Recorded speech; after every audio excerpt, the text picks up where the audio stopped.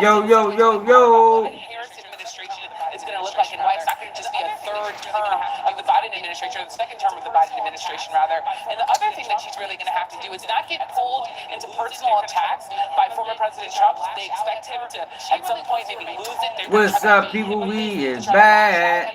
But she really wants to remain calm because her biggest thing that she wants to do is really introduce herself to undecided voters and voters who might not be familiar with her background, her middle-class background, that she's a child of immigrants. They really want to, her team, really make sure that she defines herself. So that's also a big challenge that I'll be watching for, how she does that. Back to you. All right, Denise, thank you so much. And let's turn now to NBC's Dasha Burns, who covers the Trump campaign, and joins us now. What are you hearing from the Trump campaign about the preparations tonight? Well, look, Savannah, you've heard We the former is president back. he does not do traditional Downtown, what it is, yeah. but we are told by sources that over the last few days he has been What it down is. to Mar-a-Lago. He's been doing Man, we got the presidential debate today, man. Watch for him to do I didn't know there was debating today, but I remember man Crumbs was in the chat yesterday, and he asked me was I going to fuck with this debate, and I said I wasn't, but I said, man, shit, this shit must see TV. You know what I mean? This must see television right here. Donald Trump and Kamala Harris. I ain't gonna lie, I think this is a bad idea for Trump. This woman's a prosecutor, so it's gonna be wild. Trump is gonna have to resort to insults. Man, hell yeah, it definitely was. Let's bring back Kristen Walker and Hallie Jackson. I want to talk about You know this one's gonna be a whole bunch of insults. I can't wait. But we also gotta pay attention to the policy too. Like, it ain't all entertainment. But I'm definitely watching for entertainment as well. But policy is the most important. Is the most important thing. The poll is starting now in 1 minute, 43 seconds. Specific, but not too specific. She's got to tell the story of how a Harris administration would differ from a Biden administration. That word we keep using, change. I make sure y'all share the live. Yo, we should have 1,000 people here today, right? That the economy is not where she wants it to be. And YouTube be trying to keep me out of the political realm, though. Yes, she's going to prosecute the case against Donald Trump on a range of different issues. She'll accuse him of switching his opinion, particularly But yeah, we in for sure. For sure. But again, she's got to walk that fine line. Fucking election. I don't even know if I'm voting this year, though, for real. I might. As though Pennsylvania is a swing state. My vote might swing the whole election, yo. You never know. Never know.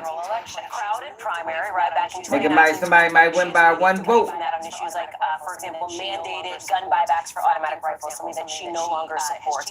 Fracking, for example, something that she has changed her position on as well. You look at Medicare for all, a position that she's backed away from. Crazy, Watch for man. the former president try to go after some of these issues, and I'll tell you, it's super interesting. The economy came Niggas be up crazy. again, and even though this summer, for the first time, inflation dipped below 3% It is what for it the is, first time though. since March of 2021. People don't feel great about it right now. So how Yeah, does though, y'all. Vice President You ready to Harris rock and address that roll. moving forward, too? What we got? 21 seconds. I got it on 2 channels, yo, because I didn't know if they was going to stream it on YouTube or not. But I think we're going to watch it on YouTube. The debate supposed to be an hour and a half. He's now, of course, the owner. So we probably ain't going to do the 11 o'clock live. This is going to be the last. We might go on to, ain't no telling. We're just seconds away now from tonight's first. Only thing is, yo, I ain't really been on the internet to see what the fuck been going on in the last couple hours. And former President Donald Trump. As we've noted, this will be the first time these candidates All right, meet y'all. in person, and it's happening on a debate stage. Also, the first debate since President Maybe Biden left showtime. the race over the Hit that like button, yo, share the live. Democratic nominee. A lot has happened in a very compressed period of time. Yes, it has, and we have a few moments until the debate starts. We will join it. ABC News is broadcasting it, but we will simulcast it right here in its entirety. It's taking place at the National. Now we're going to watch it on YouTube. YouTube louder. Each candidate It's streaming on Peacock, too. Yo, appreciate everybody hit that like button, man, for sure. So we got my people on here today. We ain't got a whole bunch of outsiders. get a sense. We're They be the outsiders that don't be trying to hit the like button. When the other is talking. So let's take you to Philadelphia P&R. now, and the first presidential debate of 2024. Now, there is not going to be no audience, y'all. In housing, and the cost of housing is too expensive for far too many people.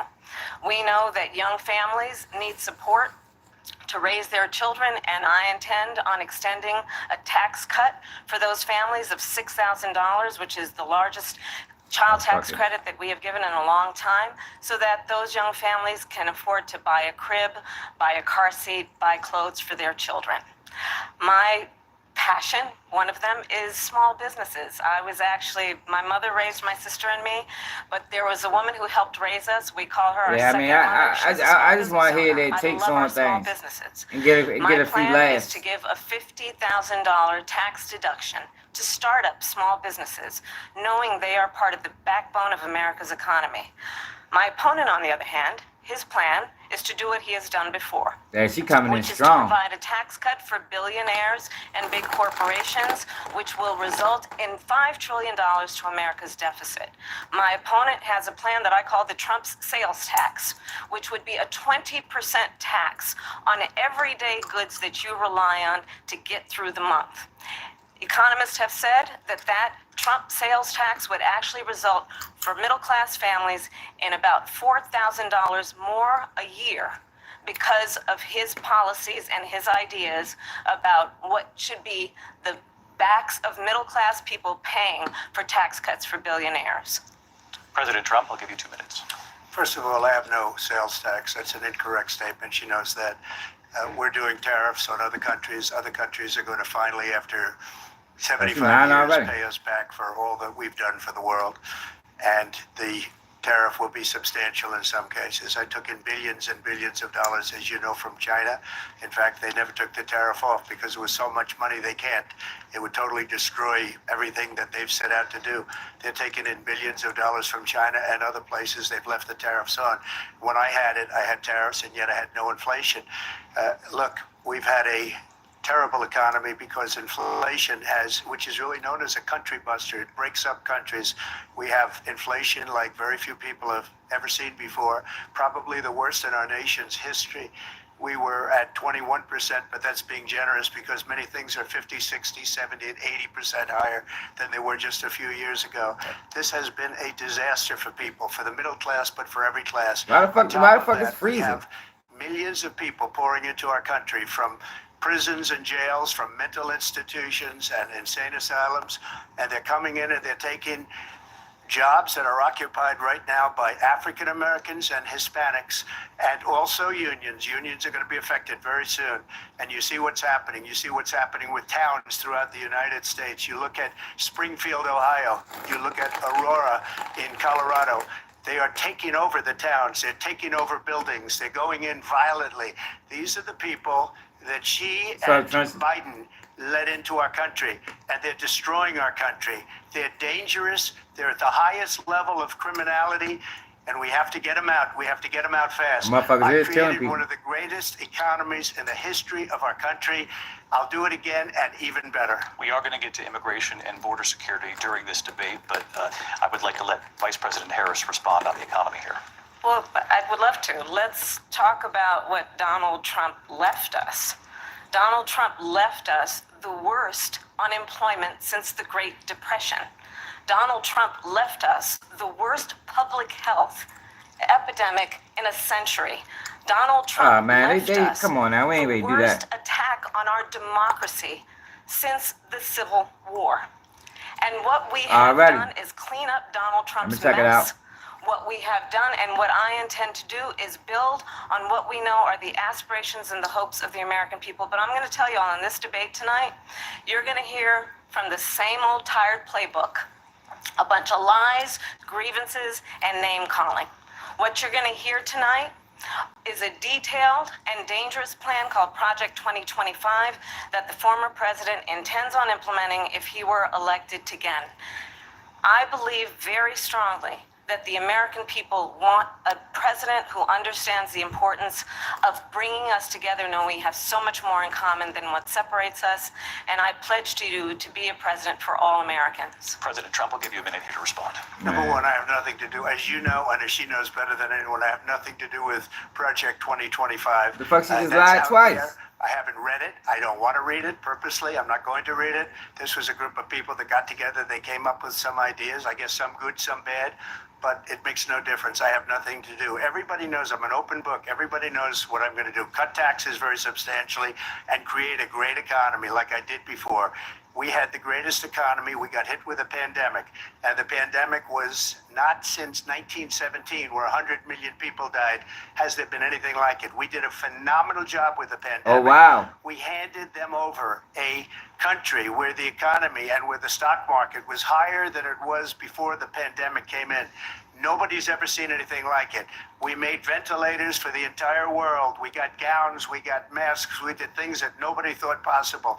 And people give me credit for rebuilding the military. They give me credit for a lot of things. Prosecutor, Not enough though, y'all. credit for the great job we did with the pandemic. We're But gonna the talk only at the jobs break. they I'm gonna got let him were talk. bounce back jobs. These were jobs bounce back, and it bounced back and it went to their benefit. But I was the one that created them. They know it, and so does everybody else. Vice President Harris, I'll let you respond. So Donald Trump has no plan for you.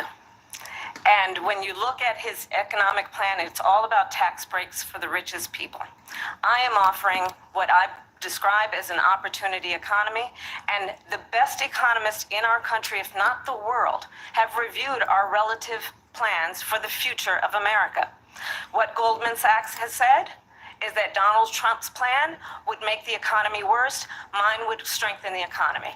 What the Wharton School has said is Donald Trump's plan would actually explode. Those are donors, though, y'all. You can't take nothing what they saying serious. Described Goldman his Sachs, economic Order plan War, as they something donors. that would increase inflation, and by the middle of next year would invite a recession.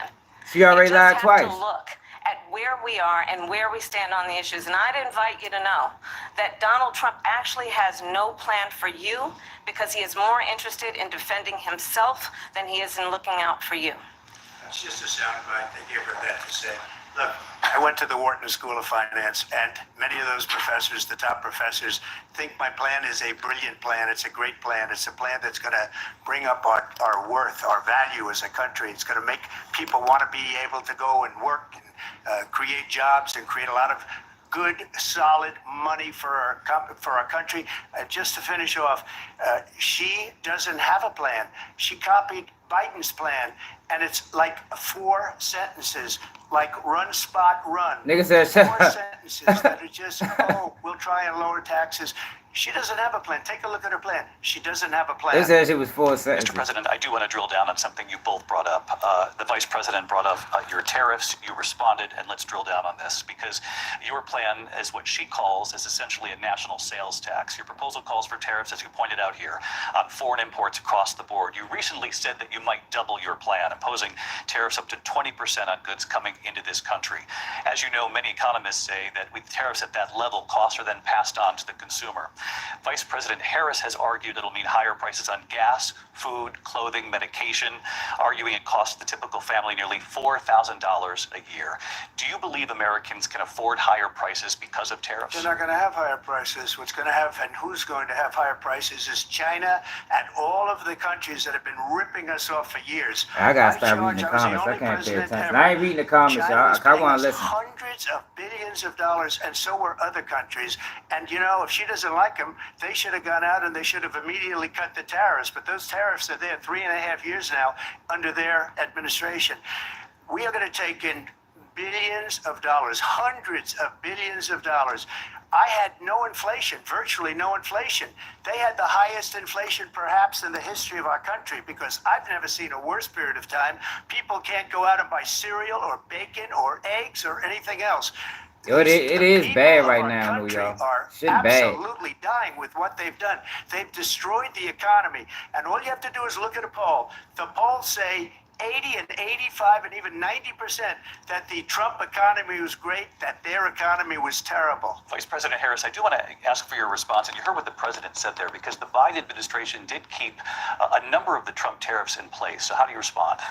Well, let's be clear that the Trump administration resulted in a trade deficit, one of the highest we've ever seen in the history of America.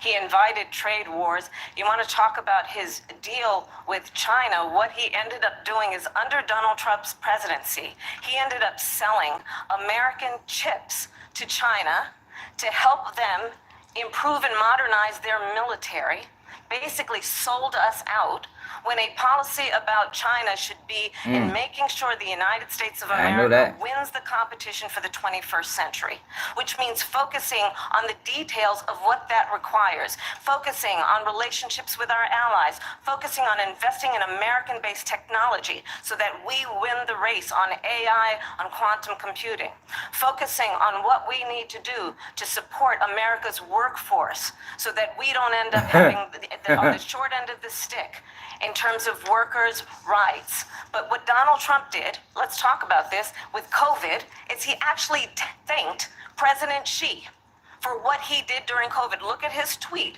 Thank you, President Xi, exclamation point, when we know that Xi was responsible for lacking and not giving us transparency about the origins of COVID. President Trump, I'll let you respond. First of all, Man, they come bought on, the we ain't ready chips to talk from about COVID. Taiwan. You know what We that hardly was. make chips anymore because of philosophies like they have and policies like they have. I don't say her because she has no policy. Everything that she believed 3 years ago and 4 years ago is out the window. She's going to my philosophy now. In fact, I was going to send her a MAGA hat. She's gone to my philosophy. But if she ever got elected, she'd change it. And it will be the end of our country. She's a Marxist. Everybody knows she's a Marxist. Her father's a Marxist professor in economics, and he taught her well.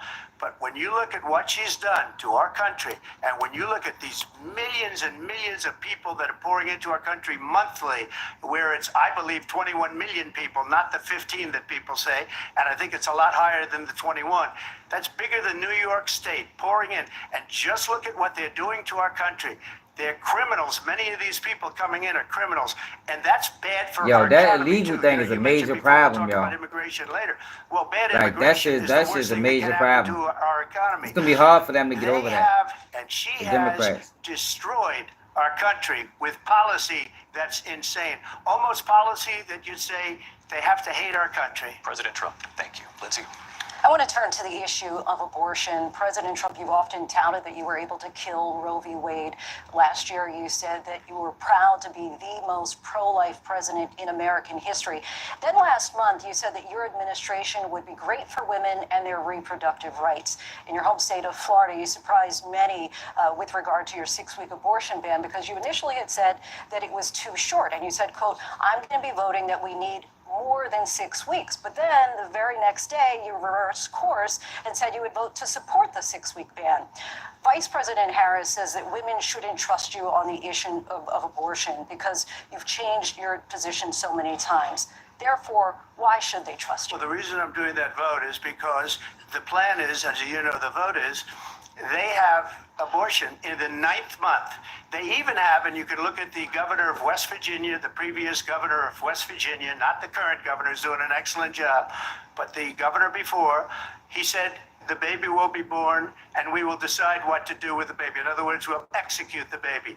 And that's why I did that, because that predominates, because they're radical. The Democrats are radical in that. And her vice presidential pick, which I think was a horrible pick, by the way, for our country, because he is really out of it. But her vice presidential pick says abortion in the 9th month is absolutely fine. He also says execution after birth. It's an execution, no longer abortion, because the baby is born, is okay. And that's not okay with me, hence the vote. But what I did is something for 52 years. They've been trying to get Roe v. Wade into the states. And through the genius and heart and strength of 6 Supreme Court justices, we were able to do that. Now, I believe in the exceptions for rape, incest, and life of the mother. I believe strongly in it. Ronald Reagan did also. 85% of Republicans do. Exceptions. Very important. but we were able to get it, and now states are voting on it. And for the first time, you're going to see, look, this is an issue that's torn our country apart for 52 years. Every legal scholar, every Democrat, every Republican, liberal, conservative, they all wanted this issue to be brought back to the states where the people could vote. And that's what happened. Now, Ohio, the vote was somewhat liberal.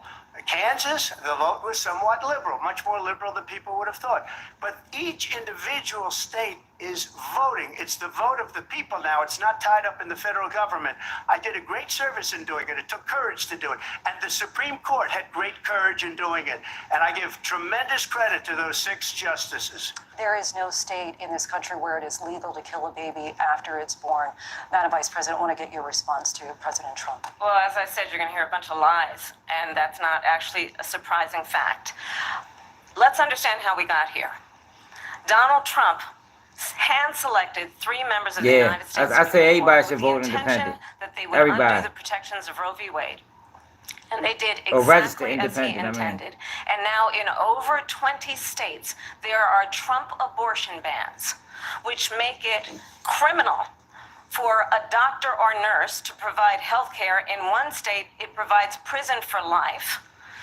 Trump abortion bans that make no exception even for rape and incest, which understand what that means. Yeah, that's wild. A survivor of a crime, a violation to their disagree with body, that. does not have the right to make a decision about what happens to their body next. That is immoral. That is immoral. And one does not have to abandon their faith or deeply held beliefs to agree. The government, and Donald Trump certainly, should not be telling a woman what to do with her body. I have talked with women around our country. You want to talk about this is what people wanted? Pregnant women who want to carry a pregnancy to term, suffering from a miscarriage, being denied care in an emergency room because the healthcare providers are afraid they might go to jail, and she's bleeding out in a car in the parking lot. She didn't want that. Her husband didn't want that. A 12 or 13-year-old survivor of incest being forced to carry a pregnancy to term. They don't want that.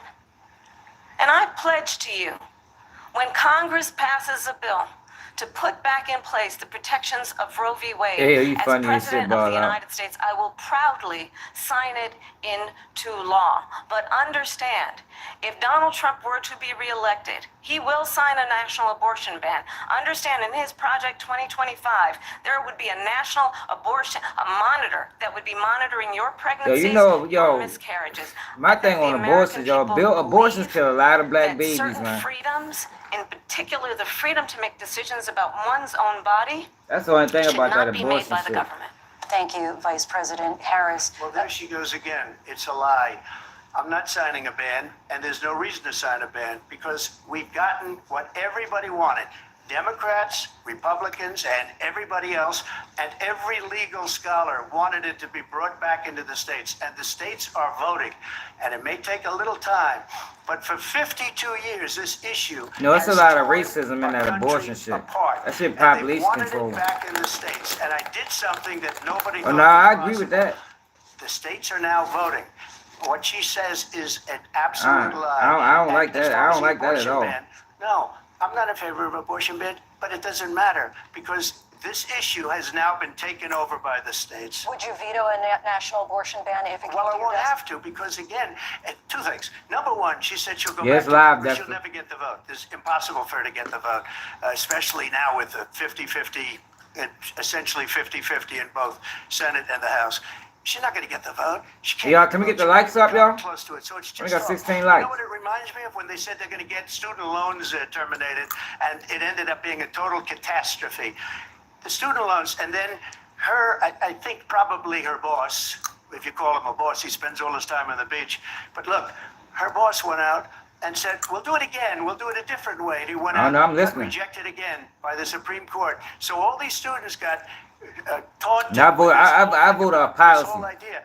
And how unfair that would have been. I don't care about none of that attitude. Lost to the millions and millions of people. It's about that had to policy, pay policy off or their nothing. student loans. They didn't get it for free. But they were saying it's the same way that they talked about. Thank you, y'all, who that just they hit that talked like about button for me. abortion. But if I could just get a yes or no, because your running mate, J.D. Vance, has said that you would veto it if it did come to your desk. Well, I didn't discuss it with J.D. In all fairness, J.D. And I don't mind if he has a certain view, but I think he was speaking for me. But I really didn't. Look, we don't have to discuss it because she'd never be able to get it, just like she couldn't get student loans. Thanks, Student loans. They didn't even come close to getting student Hit the loans. like button. They taunted young people and a lot of other people that had loans. They can never get this approved. So it doesn't matter what she says about going to Congress. Well, wonderful. Let's go to Congress, do it. But the fact is that for years they wanted to get it out of Congress and out of the federal government. And we did something that everybody said couldn't be done. And now you have So basically what they did is they turned it over to the states. Vice President Harris, They turned the abortion law. It's not federally binding no more. It's turned over to the state. I absolutely support reinstating the protections of Roe v. Wade. And as you rightly Some say he didn't mentioned, endorse that, yo. nowhere in America is a woman He said he didn't endorse carrying that. a pregnancy to term He said it and- not too long and ago. asking for an abortion. That Ain't is not endorsed by the happening. It's 2025. insulting to the women of America. And understand what has been happening under Donald Trump's abortion bans. Couples who pray and dream of having a family are being denied IVF treatments. What is happening in our country? Working people, working women.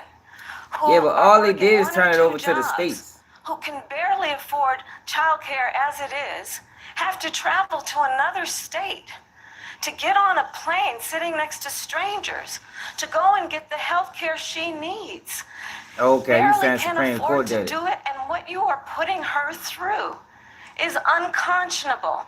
And the people of America have not, the majority of Americans believe in a woman's right to make decisions about her own body. And that is why in every state where this issue has been on the ballot, in That's red why I stay out of states politics, both, man. Y'all the go people crazy, of man. America have voted for freedom. Vice President Harris, Excuse me, I thank have to you. respond. Another lie. It's another lie. I have been a leader on IVF, which is fertilization. The IVF, I have been a leader. In fact, when they got a very negative decision on IVF from the Alabama courts, I saw the people of Alabama and the legislature 2 days later voted it in. I've been a leader on it. They know that, and everybody else knows it. I have been a leader on fertilization, IVF. And the other thing, you should ask, will she allow abortion in the 8th month, 9th month, 7th month? Come on. Okay, would you do that?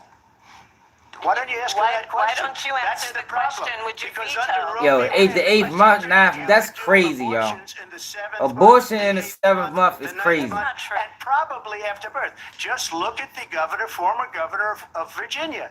The governor of Virginia She said, wanted to "Put answer the that. baby aside, and then we determine what we want to do with the baby." President Trump, thank you. We're going to turn now to immigration and border They ain't gonna let her security. answer We know that? It's an issue that's important to Republicans, Democrats, voters across the board in this country. Vice President Harris, you were tasked by President Biden with getting to the root causes of migration from Central America. We know that illegal border crossings reached a record high in the Biden administration. This past June, President Biden imposed tough new asylum restrictions. We know the numbers since then have dropped significantly. But my question to you tonight is, why did the administration wait until 6 months before the election to act? And would you have done anything differently from President Biden on this? So I'm the only person on this stage who has prosecuted transnational criminal organizations for the trafficking of guns, drugs, and human beings. And let me say that the United States Congress, including some of the most conservative members of the United States Senate, came up with a border security bill which I supported. And that bill would have put 1,500 more border agents on the border to help those folks who are working there right now overtime trying to do their job. It would have allowed us to stem the flow of fentanyl coming into the United States. I know there are so many families watching tonight who have been personally affected by the surge of fentanyl in our country. That bill would have put more resources to allow us to prosecute transnational well, I don't even criminal know where that shit organizations even come for from. trafficking in guns, drugs, and human beings. But you know what happened to that bill? Donald Trump got on the phone, called up some folks in Congress and said, kill the bill. And you know why? Because he'd prefer to run on a problem instead of fixing a problem. And understand, That's this crazy. comes at a time where the people of our country actually need a leader who engages in solutions, who actually addresses the problems at hand. But what we have in the former president is someone who would prefer to run on a problem instead of fixing a problem. And I'll tell you something, he's going to talk about immigration a lot tonight, even when it's not the subject that is being raised. Yeah, I agree. That is crazy. Do crazy. something really unusual, and I'm going to invite you to attend one of Donald Trump's rallies, because it's a really interesting thing to watch. You will see during the course of his rallies, he talks about fictional characters like Hannibal Lecter. He will talk about windmills cause cancer. And what you will also notice is that people start leaving his rallies early out of exhaustion and boredom. And I will tell you, the one thing you will not hear him talk about is you. You will not hear him talk about your needs, your dreams, and your desires. And I'll tell you, I believe you deserve a president who actually puts you first, and I pledge to you that I will. Vice President Harris, thank you. President Trump, on that point, I want to get your response. Well, I would like to respond. Let me just ask, though, why did you try to kill that bill, and successfully so? That would have put thousands of additional agents and officers on the board. First, let me respond as to the rallies. She said people start leaving. People don't go to her rallies. There's no reason to go. And the people that do go, she's bussing them in and paying them to be there, and then showing them in a different light. So she can't talk about that. People don't leave my rallies. We have the biggest rallies, the most incredible rallies in the history of politics. That's because people want to take their country back. Our country is being lost. We're a failing nation. And it happened 3.5 years ago. Y'all going crazy in the chat. What's going on That's why, here, you know, we can end up in World I ain't War even III, giving my just to go take. into We another just gonna subject. watch it. Y'all can What they battle have it out done with chat. to our country by allowing these millions and millions of people to come into our country, and look at what's happening to the towns crazy, all man. over the United States. Raw A lot of towns TV. don't want to talk. It's not going to be Aurora or Springfield.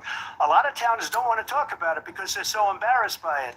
In Springfield, they're eating the dogs, the people that came in. They're eating the cats. They're eating the pets of the people that live there. And this is what's happening in our country. And it's a shame. As far as rallies are concerned, as far as the reason they go is they like what I say. They want to bring our country back. They want to make America great again. It's a very simple phrase, make America great again. She's destroying this country. If she becomes president, this country doesn't have a chance of success. Not only success, we'll end up being Venezuela on steroids. I just want to clarify here. You bring up Springfield, Ohio, and ABC News did reach out to the city manager there. He told us there have been no credible reports of specific claims of pets being harmed, injured, or abused by individuals within the immigrant community. Well, I've seen people on television. Let me just say here, this is the people on television say my dog was taken and used for food. So maybe he said that, and maybe that's a good thing to say for a city manager. I'm not taking this from television. I'm taking it from the city manager. The dog was eaten by the people that went there. That people said Again, that? The Springfield city manager says there's no evidence of that. Vice President Harris, I'll let you respond to the rest of what you've heard. You talk about extreme. Yeah, what the fuck? You know, it says video footage? Oh, shit. Why, in this election, I actually have the endorsement of 200 Republicans who have formerly worked with President Bush, Mitt Romney, and John McCain, including the endorsement of former Vice President Dick Cheney and Congress member Liz Cheney. And if you want to really know the inside track on who the former president is, if he didn't make it clear already, just ask people who have worked with him. His former chief of staff, a four-star general, has said he has contempt for the Constitution of the United States. His former national security advisor has said he is dangerous and unfit. His former Secretary of Defense has said the nation, the Republic, would never survive another Trump term. And when we listen to this kind of rhetoric, when the issues that affect the American people are not being addressed, I think the choice is clear in this election. President Trump, I'll give you a quick minute to respond. Thank you, because when I hear that, see, I'm a different kind of a person. I fired most of those people. Not so graciously. They did bad things or a bad job. I fired them. They never fired one person. They didn't fire anybody having to do with Afghanistan and the Taliban and the 13 people whose were just killed, viciously and violently killed, and I got to know the parents and the family. They didn't fire. They should have fired all those generals, all those top people. Yeah, what the fuck? Daddy Brock funny as shit. Anybody has ever seen. So when somebody does a bad job, Charlie, what's up, man? and you take a guy like Esper, he was no good, I fired him, so he writes a book. Another one writes a book, because with me they can write books, with nobody else can they? But they have done such a poor job, and they never fire anybody. Look at the economy. Look at the inflation. They didn't fire any of their economists. They have the same people. That's a good way not to have books written about you. But just to finish, I got more votes than any Republican in history by far. In fact, I got more votes than any sitting president in history by far. If anybody wants to support the platform, you cash that Baltimore swag, yo. So let's get back to your Yeah, this is crazy. Proposal that the vice president has. You still got a whole hour left. President Trump, you call this the largest domestic deportation operation in the history of our country. You say you would use the National Guard. You say if things get out of control, you'd have no problem using the U.S. military. You also said you would use local police. How would you deport 11 million undocumented immigrants? I know you believe that number is much 11 million, y'all? Take us through this. What does this look like? Will authorities be 11 million? It is much higher. Because of them. Damn. They allowed criminals, many millions of criminals. Yo, that is insane, y'all. Terrorists. They allowed common street criminals. They allowed people to come in, drug dealers to come in. They do gotta go. And then now in the United I stand States, on that. And told by their countries like Venezuela, don't ever come back or we're going to kill you. Yeah, that's insane. Crime in Venezuela and crime in countries all over the world. I had no clue it was that many of them. You know why? Because they've taken their criminals off the street and they've given them to her to put into our country. And this will be one of the greatest mistakes in history for them to allow. And I think they probably did it because they think they're going to get votes, but it's not worth it because they're destroying the fabric of our country by what they've done. There's never been anything done like this at all. They've destroyed the fabric of our country. Millions of people let in, and all over the world, crime is down all over the world except here. Crime here is up and through the roof, despite their fraudulent statements that they made. Crime in this country is through the roof, and we have a new form of crime. It's called migrant crime, and it's happening at levels that nobody thought possible. President Trump, as you know, He definitely did for says election overall purposes. violent crime is actually coming down in this country. But Excuse me, the FBI they were defrauding statements. They didn't include the worst cities. They didn't include the cities with the worst crime. It was a fraud, just like their number of 818,000 jobs that they said they created turned out to be a fraud. President Trump, thank you. And let's be clear where each person stands on the issue of what is important about respect for the rule of law and respect for law enforcement. The former vice president called for defunding federal law enforcement, 45,000 agents, get this, on the day after he was arraigned on 34 felony counts. So let's talk about what is important in this race. It is important. No, hell no, talk about the immigrants. That we turn the page. How the fuck she just skip past that, man? Tired rhetoric and address that's the shit I don't like. needs of the American people. Address what we need to do about the housing shortage. She just skipped past the 11 million Address immigrants. what we must do to support our small businesses. Address bringing down the price of groceries. Hey, yo, fuck out of here, frankly, yo. the American people are exhausted with this same old tired playbook. Vice President Harris, thank you. Excuse me. Every one of those cases was started by them against their political opponent. And I'm winning most of them, and I will win the rest on appeal. And you saw that with the decision that came down just recently from the Supreme Court. I'm winning most of them. But those That is what they both do, though. Weaponization never happened in this country. They weaponized the Justice Department. Every one of those cases was involved with. No, they don't got nothing written. And Fani Willis. She might be writing shit down now. Attorney General of New York. But they couldn't take no notes. Every one of those cases, and then they say, "Oh, he's a criminal." They're the ones that made them go after me. By the way, Joe Biden was found essentially guilty on the documents case. And what happened in my documents case? They said, "Oh, that's the toughest of them all." A complete and total victory. 2 months ago, it was thrown out. It's weaponization, and they used it, and it's never happened in this country.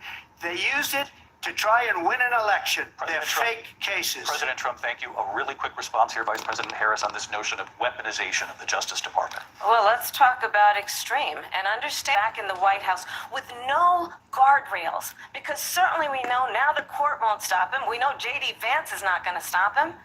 It's up to the American people. Vice President stop Harris, him. thank you. Lindsay? Vice President Harris, in your last run for president. Weaponized, please. We got to This is the continue. one that weaponized, not me. She weaponized nowhere. We have a lot to get to. Lindsay? Vice President Harris, in your last run for president, you said you wanted to ban fracking. Now you don't. You wanted mandatory government buyback programs for assault weapons. Now your campaign says you don't. You supported decriminalizing border crossings. Now you're taking a harder line. I know you say that your values have not changed. So then why have so many of your policy positions changed? So my values have not changed, and I'm going to discuss at least every point that you've made. But in particular, let's talk about fracking because we're here in Pennsylvania. I made that very clear in 2020. I will not ban fracking. I have not banned fracking as Vice President of the United States. And in fact, I was the tie-breaking vote on the Inflation Reduction Act, which opened new leases for fracking. My position is that we have got to invest in diverse sources of energy so we reduce our reliance on foreign oil. We have had the largest increase in y'all funny as shit domestic talking oil about her production accent. in history because of an approach that recognizes that we cannot over-rely on foreign oil. As it relates to my values, let me tell you, I grew up a middle-class kid raised by a hardworking mother who worked and saved and was able to buy our first home when I was a teenager. The values I bring to the importance of home ownership, knowing not everybody got handed $400 million on a silver platter and then filed bankruptcy 6 times, is up for those who are most vulnerable. My work that is about protecting Social Security and Medicare is based on long-standing work that I have done. Protecting seniors from schools have not changed. And what is important is that there is a president who I'm calling the true measure of the leader is the leader who actually understands the strength is not in beating people down, it's in lifting people nobody's up. answering the I intend question. to be that president. President Trump, your Well, first of response. all, I wasn't given $400 million. I wish I was. My father was a Brooklyn builder, Brooklyn, Queens, and a great father, and I learned a lot from him. But I was given a fraction of that, a tiny fraction, and I built it into many, many billions of dollars, many, many billions. And when people see it, they are even surprised. So we don't have to talk about that. Fracking, she's been against it for 12 years.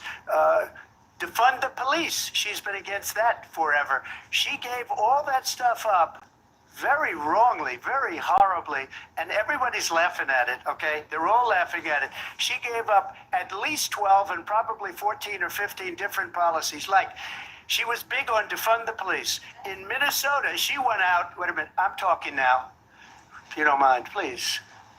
Does that sound familiar? She went out in Minnesota and wanted to let criminals that killed people, that burned down And nobody Minneapolis, answering the question. she went out and raised money to get them out of jail. She did things that nobody would ever think of. Now she wants to do transgender operations on illegal aliens that are in prison. This What is the a fuck is radical that? left liberal. See, that's that will shit do I this. can't get with, She wants y'all. to Like, I confiscate can't get your with that guns, type of and shit. she will never allow fracking in Pennsylvania. If she won the election, fracking in Pennsylvania will Wow, end for real, on William? day one. Just to finish, one thing so important in my opinion. So I got the oil business going like nobody has ever done before. When they took over, they got rid of it, started getting rid of it, and the prices were going up the roof. They immediately let these guys go to where they were. I would have been 5 times, 4 times, 5 times higher, because you're talking about 3.5 years ago. They got it up to where I was because they had no choice, because the prices of energy were quadrupling and doubling. You saw what happened to gasoline. So they said, let's go back to Trump.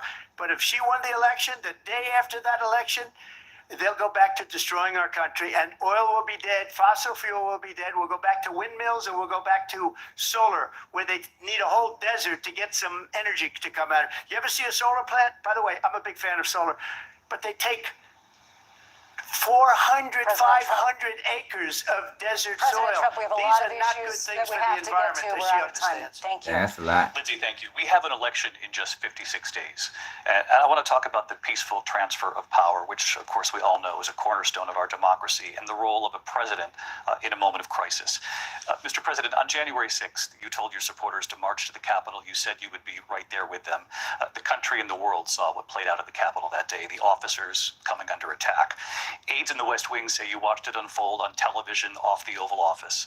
You did send out tweets, but it was more than 2 hours before you sent out that video message telling your supporters to go home.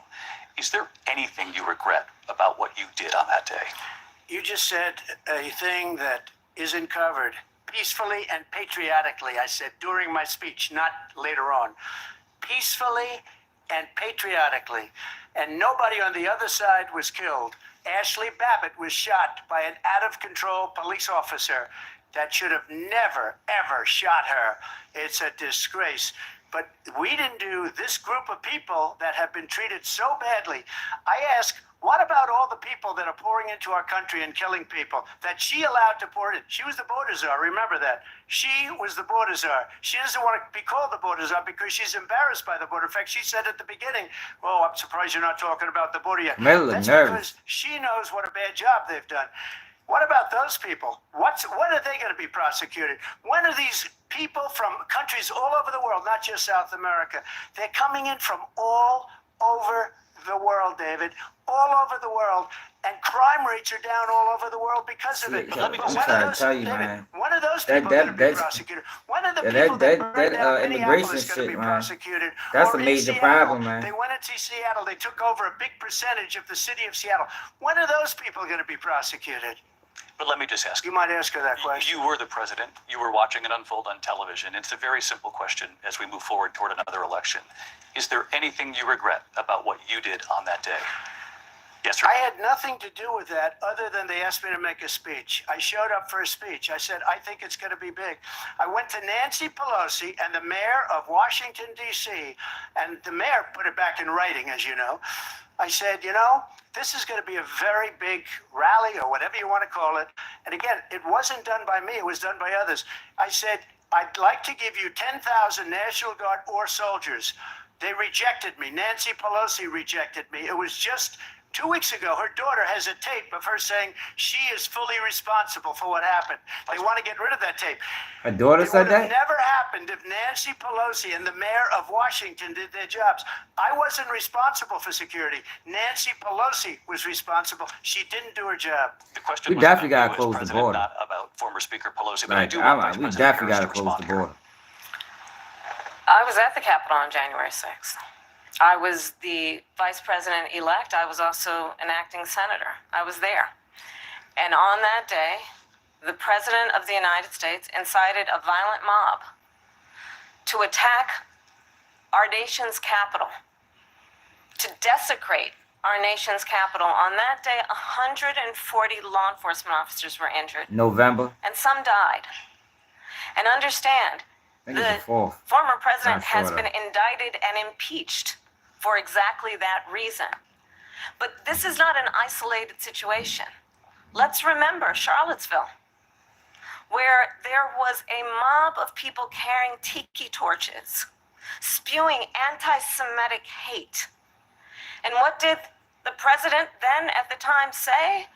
There were fine people on each side. Let's remember. They mischaracterized that, y'all. When it came to the Proud Boys, a militia. They mischaracterized that. The former president said, stand back and stand by. So for everyone watching who remembers what January 6th was, I say, we don't have to go back. Let's not go back. We're not going back. It's time to turn the page. And if that was a bridge too far for you, well, there is a place in our campaign for you to stand for country, to stand for our democracy, to stand for rule of law, and to end the chaos, and to end the approach that is about attacking the foundations of our democracy because you don't like the outcome. And be clear on that point. Donald Trump, the candidate, has said in this election there will be a bloodbath. if this and the outcome of this election is not to his liking. Let's turn the page on this. Let's not go back. Let's chart a course for the future and not go backwards to the past. Let me just follow up here. It was a different term, and it was a term that related to energy because they have destroyed our energy business. That was where Bloodbath was. Also, on Charlottesville, that story has been, as you would say, debunked. Laura Ingraham, Sean Hannity, Jesse, all of these people, they covered it. If they go an extra sentence, they will see it was perfect. It was debunked in almost every newspaper, but they still bring it up, just like they bring 2025 up. They bring all of this stuff up. I ask you this, you talk about the Capitol. Why are we allowing these millions of people to come through on the southern border? How come she's not doing anything? And I'll tell you what I would do, and I would be She still haven't answered that. I would say we would She haven't answered that border question yet. Right now, Like, that's the most I'd like important see thing her to go me. down I don't know about to everybody Washington, else. D.C. during this debate because we're wasting a lot of time. That's the most Go important down thing to me. Because she's been so bad, it's so ridiculous. Go down to Washington, D.C. and let her sign a bill to close up the border because they have the right to do it. They don't need bills. They have the right to do it. The President of the United States, you'll get him out of bed, you'll wake him up at 4 o'clock in the afternoon, you'll say, come on down to the office, let's sign a bill. If he Because I'm signs saying, a because it's bill going to become a that the problem in border black is closed, communities. all he has to do is say it to the Border Patrol. I'm who are black. Phenomenal. If they do They only that, put the them in border black is communities, closed. and it's going to Those become a people are problem. killing many people, wanna- unlike J6. We talked immigration here tonight. I do want to focus on. We don't this get along transition with them. because it really brings us this into focus. Truth in these times that we're living in. Mr. President, for 3.5 years after you lost the 2020 election, you repeatedly falsely claimed that you won. Many times saying you won in a landslide. In the past couple of weeks leading up to this debate, you have said, quote, you lost by a whisker, that you, quote, didn't quite make it, that you came up a little bit short. I said that? Are you now acknowledging that you lost in 2020? No, I don't acknowledge it at all. But I you said did that say that. sarcastically. You know that. It was said, oh, we lost by a whisker. That was said sarcastically. Look, there's so much proof. All you have to do is look at it. And they should have sent it back to the legislatures for approval. I got almost 75 million votes, the most votes any sitting president has ever gotten. I was told if I got 63, which was what I got in 2016, you can't be beaten.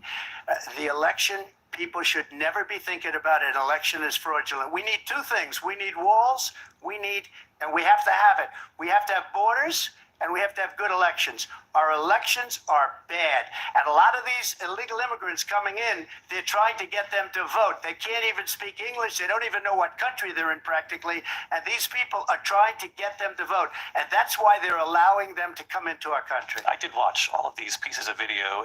I didn't detect the sarcasm, lost by a whisker. We didn't quite make it. And we should just point out here as clarification, and you know this, you and your allies, 60 cases in front of many judges, many of them No judge looked at it. and said They there was said no we didn't have widespread fraud. standing. That's the other thing. They said we didn't have standing, a technicality. Can you imagine a system where a person in an election doesn't have standing? The president of the United States doesn't have standing. That's how we lost. If you look at the facts, and I'd love to have you do a special on it, I'll show you Georgia, and I'll show you Wisconsin, and I'll show you Pennsylvania, and I'll show you, we have so many facts and statistics, but you know what? That doesn't matter, because we have to solve the problem that we have right now. That's old news, and the problem that we have right now is we have a nation in decline, and they have put it into decline. We have a nation that is dying, David. Mr. President, thank you. Shit Vice fucked President up. Harris, you heard the President there tonight. If y'all hit that like button, if y'all want to support the platform, your cash app at the bottom, your Baltimore swag. That was won by President Biden and yourself.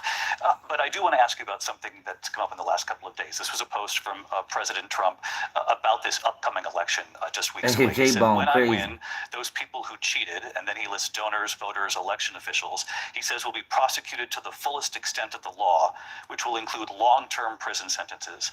One of your campaign's top lawyers responded saying, we won't let Donald Trump intimidate us. We won't let him suppress the vote. Is that what you believe he's trying to do here? Donald Trump was fired by 81 million people. So let's be clear about that. And clearly he is having a very difficult time processing that.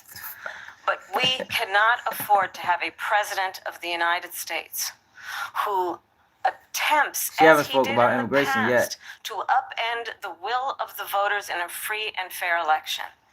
And I'm going to tell you that I have traveled I the don't world really as care vice too much what's president going of the on in United States. Palestine either, for real. And world leaders are laughing at Donald I'm Trump. worried about Baltimore. I have talked with military leaders, some of whom work with you, our cities. and they say you're a disgrace. Oklahoma.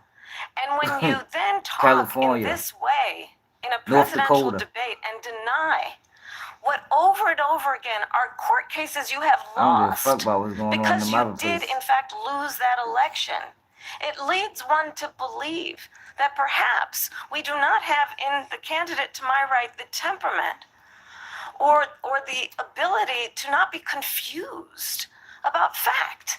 That's deeply troubling, and the American people deserve better. I'll give you 1 minute to respond, Mr. President. Let me just say about world leaders. Victor Orban, I know, one of the bro. most That shit respected crazy. men, they call him a strong man. He's a tough person, smart. Prime Minister of Hungary. That's my They said, biggest why issue, is the whole immigration. world blowing up? 3 years ago it wasn't. Why is it blowing up? Cause I He think they're said, trying to because make blacks a you permanent need underclass Trump because they back as boosting them president. motherfuckers over top They of were them. afraid of him. China Giving was them all afraid, type of, and I don't like to use the word incentives afraid, and but I'm shit. just quoting him. China was afraid of him. North Korea was afraid of him. Look at what's going on with North Korea, by the way. He said Russia was afraid of him.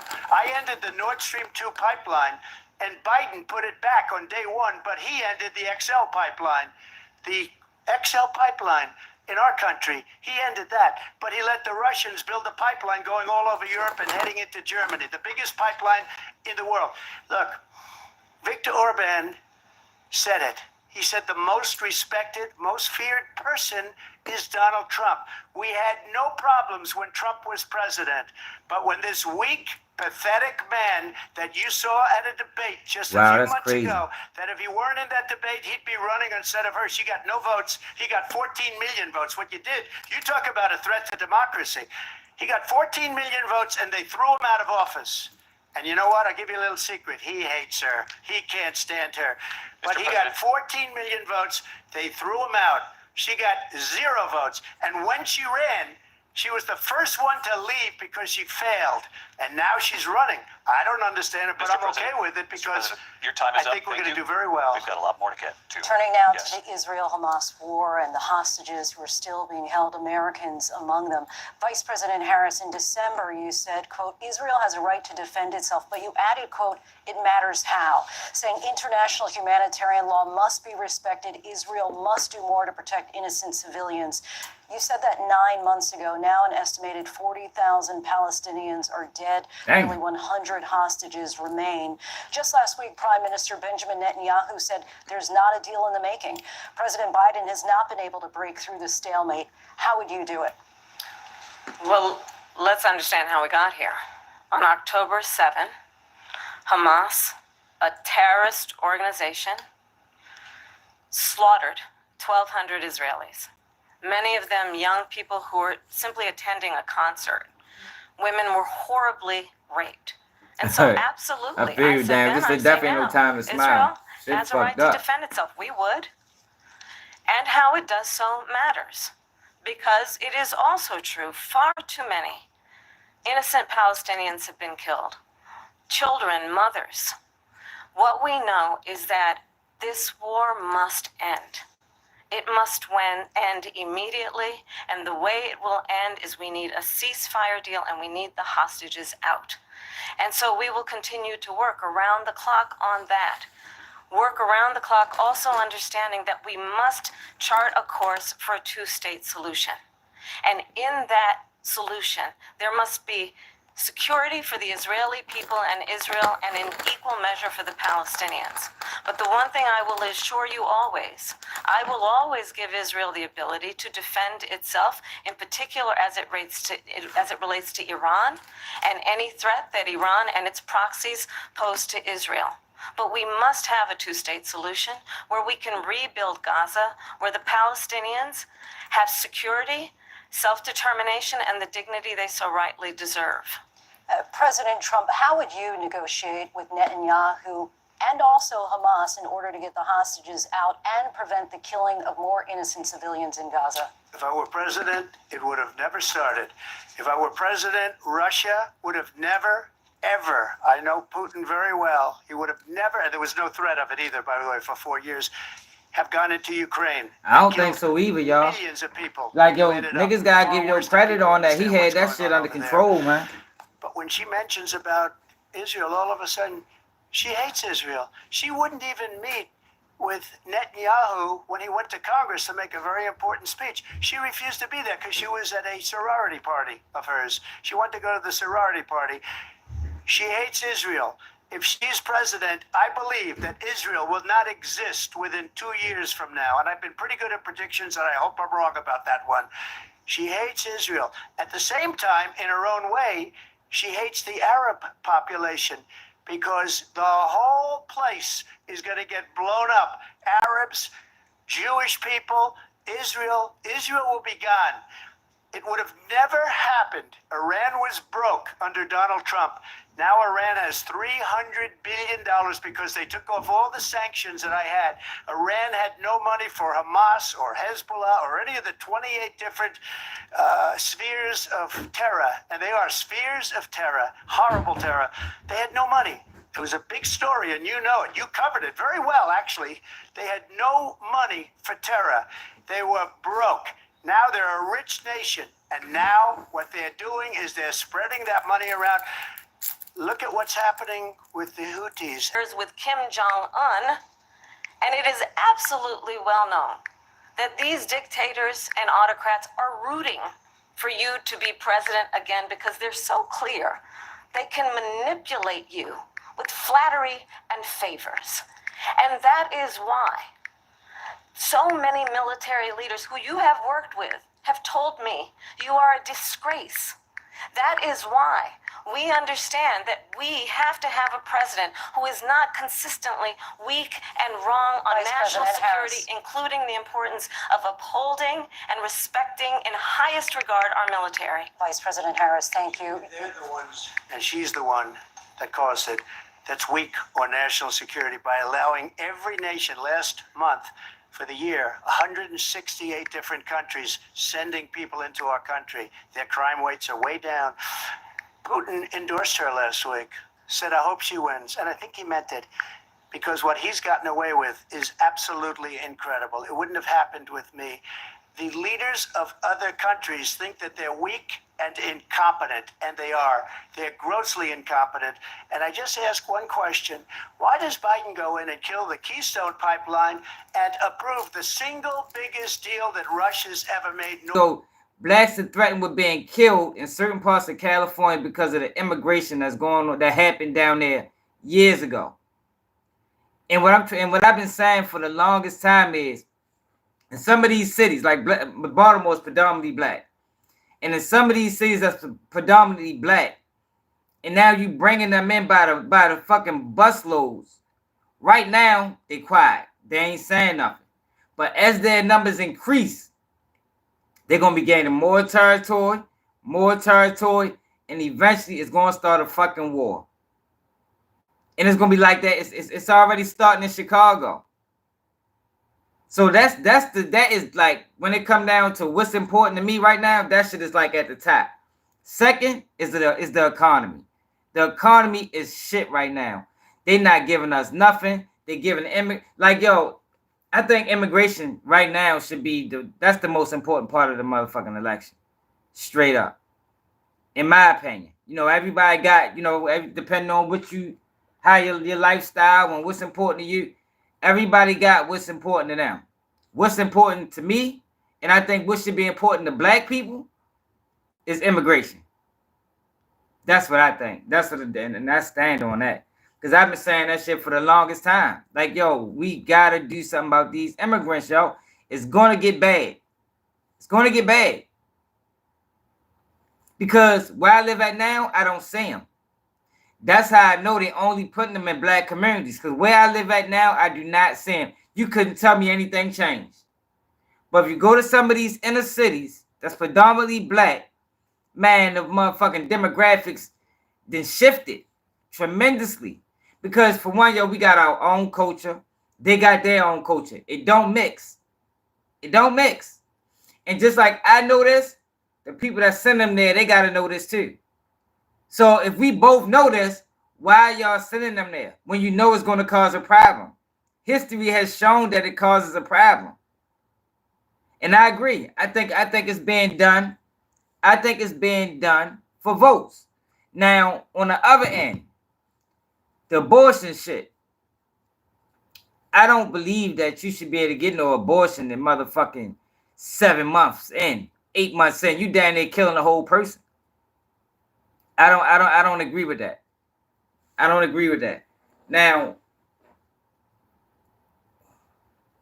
I just for real, my honest opinion, and I try to start politics because it's so divisive. You feel me? And it causes arguments. But I'm willing to argue over this immigration shit and the economy. The economy is fucked up, man. It's fucked up. And like I can't put it in no other words. Like it's fucked up, yo. And we need, I don't know if Kamala Harris can do it, but I'm gonna say this as a black man, no matter who win, we need to be at their throat about what we need done in our community. So that's why I stand on it. It don't matter who win. We gotta stop allowing motherfuckers to say, oh, we can't talk to this side, or we can't talk. No, we need to talk to whatever side win.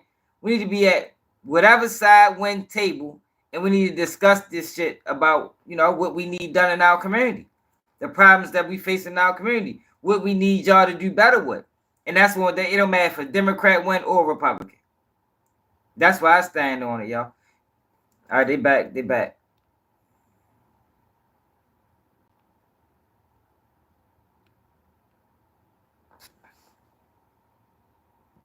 Election day. For now, though, let's go back to the debate live in Philadelphia.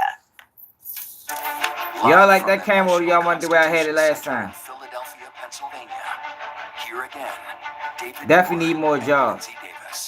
Welcome back. They said so dope as up. News presidential debate tonight. We're going to continue here, and I want to turn I'm to ready the to turn it back. I don't like that camera. 2.5 years into this conflict. Mr. President, it has been the position of the Biden administration that we must defend Ukraine from Russia, from Vladimir Putin, to defend. It's not blaming others. What are you talking about? Nobody's blaming others. I'm pointing out a problem I see in our community. He may be emboldened to zoom in a little bit. Other countries. You have said you would solve this war in 24 hours. You said so just before the break tonight. How exactly would you do that? And I want to ask you a very simple question tonight. Do you want Ukraine to win this war?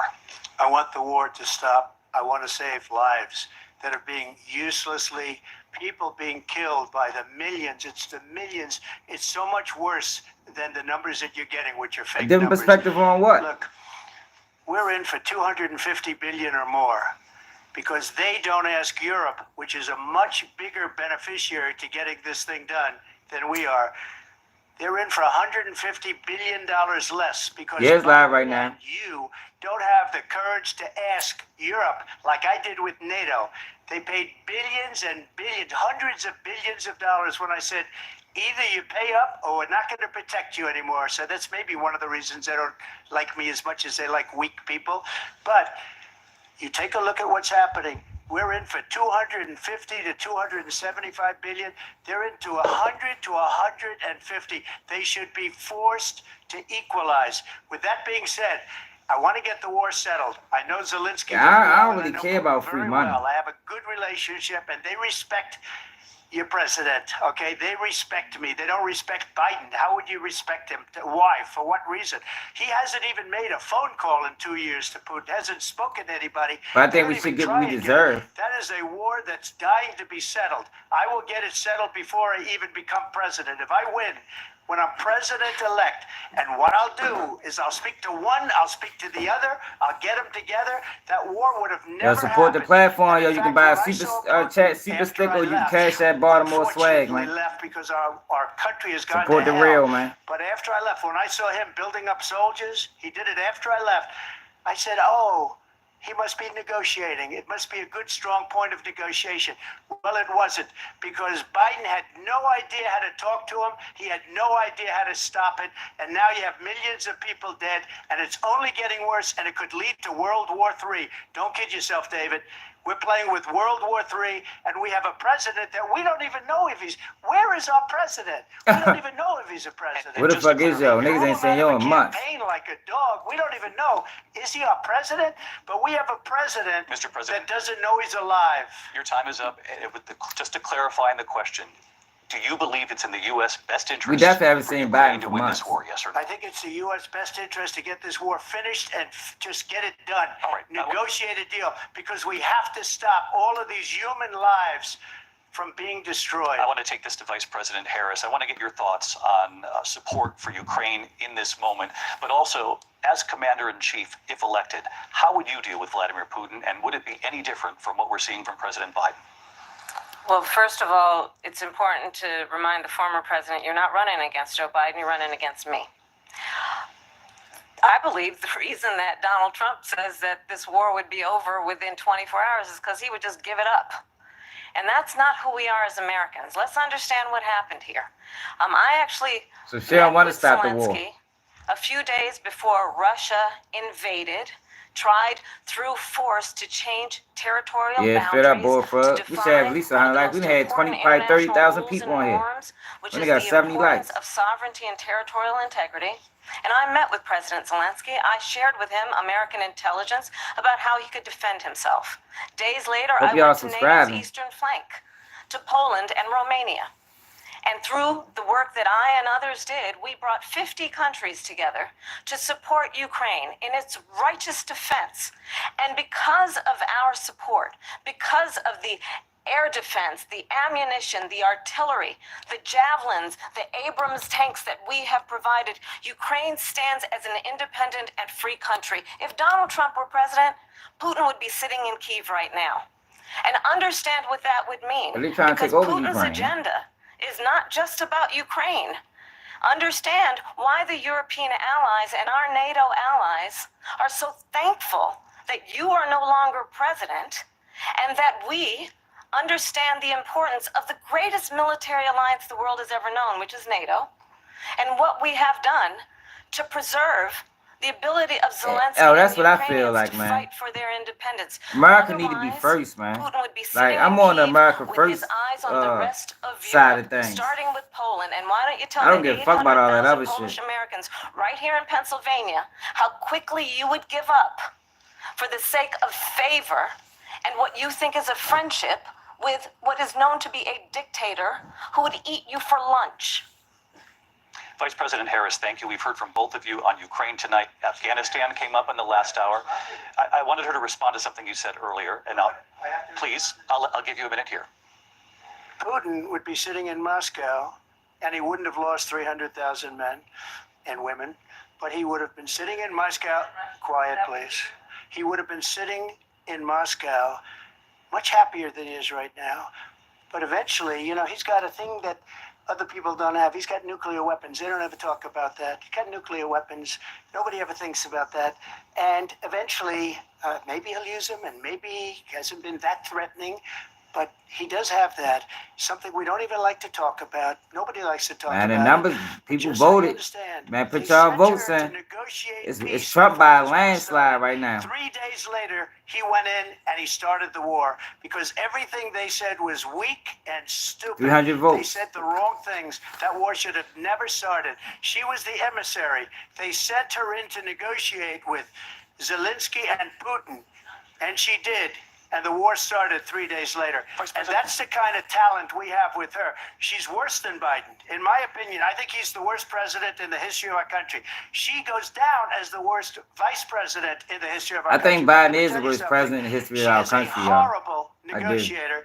They sent her in to negotiate. As Tommy soon ain't as never they left, been this bad in my 30 did the years of invasion. living. President Trump, thank you. You did bring up something. You said she went to negotiate with Vladimir Putin. Vice President Harris, have you ever met Vladimir Putin? Can you clarify tonight? Yet again, I said at the beginning of this debate, you're going to hear a bunch of lies coming from this fella. And that is another one. When I went to meet with President Zelensky, I've now met with him over 5 times. The reality is it has been about standing President as Putin. America always Fuck is should. Zelensky. As a leader upholding international rules and norms, as a leader who shows strength, understanding that the alliances we have around the world are dependent on our ability to look out for our friends and not favor our enemies because you adore strongmen instead of caring about democracy. And that is very much what is at stake here. The President of the United States is Commander-in-Chief. And the American people have a right to rely on a president who understands the significance of America's role and responsibility in terms of ensuring that there is stability and ensuring we stand up for our principles and not sell them for the benefit of personal flattery. We talked about Ukraine and Vladimir Putin. I do want to talk about Afghanistan. It came up in the first hour of this debate. I want to move on to Afghanistan. Stoltenberg said Trump did the most amazing thing I've ever seen. He got these countries, the 28 countries at the time, to pay up. He said, I've never seen. He's the head of NATO. He said, I've never seen. For years, we were paying almost all Her of neck NATO. is wild. We were being ripped off by European nations, both on trade and on NATO. I got them to pay up by saying one of the statements you made before, if you don't pay, we're not going to protect you. President Otherwise, Trump. we would have never gotten it. He said it was one of the most incredible jobs that he's ever seen done. Thank you. I want to turn to Afghanistan. It came up in the first hour of the debate, and we witnessed a poignant moment today on Capitol Hill, honoring the soldiers who died in the chaotic withdrawal from Afghanistan. I do want to ask the Vice President, do you believe you bear any responsibility in the way that withdrawal played out? How many Well, I people will tell you, I died? agreed with President Biden's decision to pull out of Afghanistan. 4 presidents said they would, and Joe Biden did. And as a result, America's taxpayers are not paying the $300 million a day we were paying for that endless war. Dang. And as of today, So much there niggas is is not paying? one member of the United States military who is in active duty in a combat zone in any war zone around the world, the first time this century. But let's understand how we got to where we are. Donald Trump, when he was president, negotiated one of the weakest deals you can imagine. He calls himself a deal maker. Big Even Trump, his 81. national security advisor said it was a weak, terrible deal. And here's how it went down. He bypassed the She Afghan definitely didn't government. answer the question He again. negotiated directly with a terrorist organization called the Taliban. The negotiation involved the Taliban getting 5,000 Taliban terrorists released. And get this, and the president at the time invited the Taliban to Camp David, a place of storied significance for us as Americans, a place where we honor the importance of American diplomacy, where we invite and receive respected world Yo, leaders. she be going these long And ass speeches, this- man. Kind of get lost in them bitches. Former president, as president, invited them to Camp David because he does not again appreciate the role and responsibility of the President of the United States to be commander-in-chief with a level of respect. And this gets back Like, I to forgot the the fucking point of how question. he has consistently disparaged and demeaned members of our military, fallen soldiers, and the work that we must do to uphold the strength and the respect of the United States of America around the world. Vice President Harris, thank you. President Trump, your response to her saying that you began the negotiations thank with you. the Taliban. So, if you take a look at that period of time, the Taliban was killing our soldiers. A Yeah, lot well, of she them not with answering the snipers. questions, y'all. And I got involved with the Taliban because the Taliban was doing the killing. That's the fighting force within Afghanistan. They don't bother doing that because, they deal with the wrong people all the time. But I got involved. And Abdul is the head of the Taliban. He is still the head of the Taliban. I don't And know, told LeVar. Abdul, The "Don't do it vote anymore. says she You do it losing, anymore, you're gonna LeVar. have problems." And he said, "Why do you send me a picture of my house?" I said, "You're going to have to figure that out, Abdul." And for 18 months, we had nobody killed. We did have an agreement negotiated by Mike Pompeo. It was a very good agreement. The reason it was good, we were getting out. We would have been out faster than them, but we wouldn't have lost the soldiers. We wouldn't have left many Americans behind, and we wouldn't have left $85 billion worth of brand new, beautiful military equipment behind. And just to finish, they blew it. The agreement said you have to do this, and they didn't do it. The agreement was terminated by us because they didn't do what they were supposed to do. I want to move And on. these people did the worst withdrawal, and in my opinion, the most embarrassing moment in the history of our I country. hope people- And I by hope the way, people voting that's when based off of Russia what they attacked saying. Ukraine, because they saw how incompetent she and her boss are. President Trump, thank you. I want to move on now to race and politics in this country. Mr. Okay. President, you recently said of Vice President Harris, quote, "I didn't know she was black until a number of years ago when she happened to turn black, and now she wants to be known as black." I want to ask a bigger picture question here tonight. Why do you believe it's appropriate to weigh in on the racial identity of your opponent? I don't. She didn't do that. I don't care what she is. Yeah, come on, yo. That was dirt. He didn't do that. You make a big deal out of something. The media I couldn't did that. care less. And she ain't Whatever black. she wants to be is okay with She me. ain't black like me. But those were your words, so I'm I don't asking. know. I don't know. I mean, all I can say is I read where she was not black, that she put out, and I'll say that. And then I read that she was black, and that's okay. Either one was okay with me. That's up to her. That's up to her. Vice President Harris, your thoughts on this? I think it's, I mean, honestly, I think it's a tragedy that we have someone who wants to be president who has consistently, over the course of his career, attempted to use race to divide the American people. Oh my God, she didn't answer the I fucking do question believe that again. the vast majority of us know that we have so much more in common than what separates us, and we don't want I don't like her, y'all. this kind of approach that is just constantly trying to divide us, and especially by race. And let's remember, how That's Donald not Trump answering the started. question. He was a land, he owned buildings, and he was investigated because he refused to rent property to black families. Let's remember, this is the same individual. Right, you black or what? Who The took fuck? out a full-page ad in the New York Times. See, she did it again. Calling for the execution Did it again. of 5 young black and Latino boys who were innocent, the Central Park 5. Took out a full-page ad calling for their execution. This is the same individual who spread birther lies about the first black president of the United States. Yo, she did it again, y'all. And I think the American people want better than that. That's that Want better than prosecutor in her. this. Want someone who understands, as I do, I travel our country. We Yeah, see definitely in called each deflecting. other a friend. We see in each other a neighbor.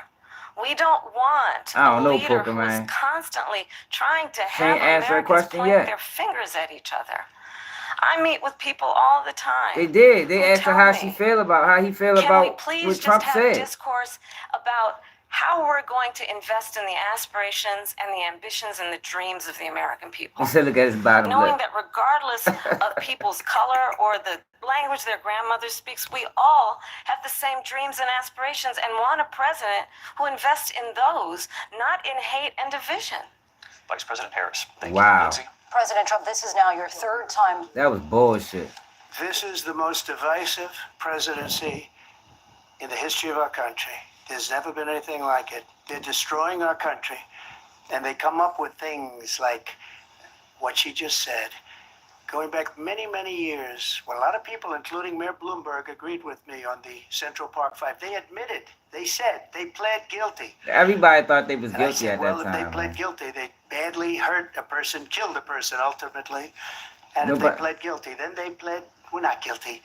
But this is a person that has to stretch back years, 40, 50 years ago, because there's nothing now. I built one of the greatest economies in the history of the world, and I'm going to build it again. It's going to be bigger, better, and stronger.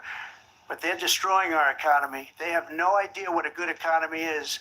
Their oil policies, every single policy. And remember this, she is Biden.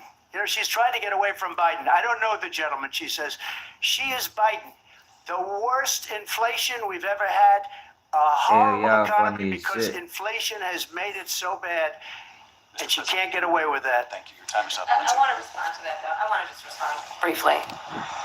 Clearly, I am not Joe Biden, and I am certainly not Donald Trump. And what I do offer is a new generation of leadership for our country. One who believes in what is possible, one who brings a sense of optimism. Like, these about are all what we talking can do points, y'all. Like, this is instead of that always political disparaging the nonsense. American people.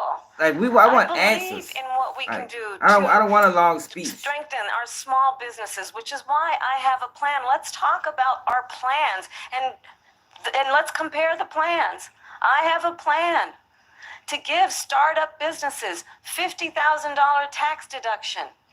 to pursue their ambitions, their innovation, their ideas, their hard work. I have a plan, $6,000 for young families for the first year of your child's life to help you in that most critical stage of your child's development. I have a plan.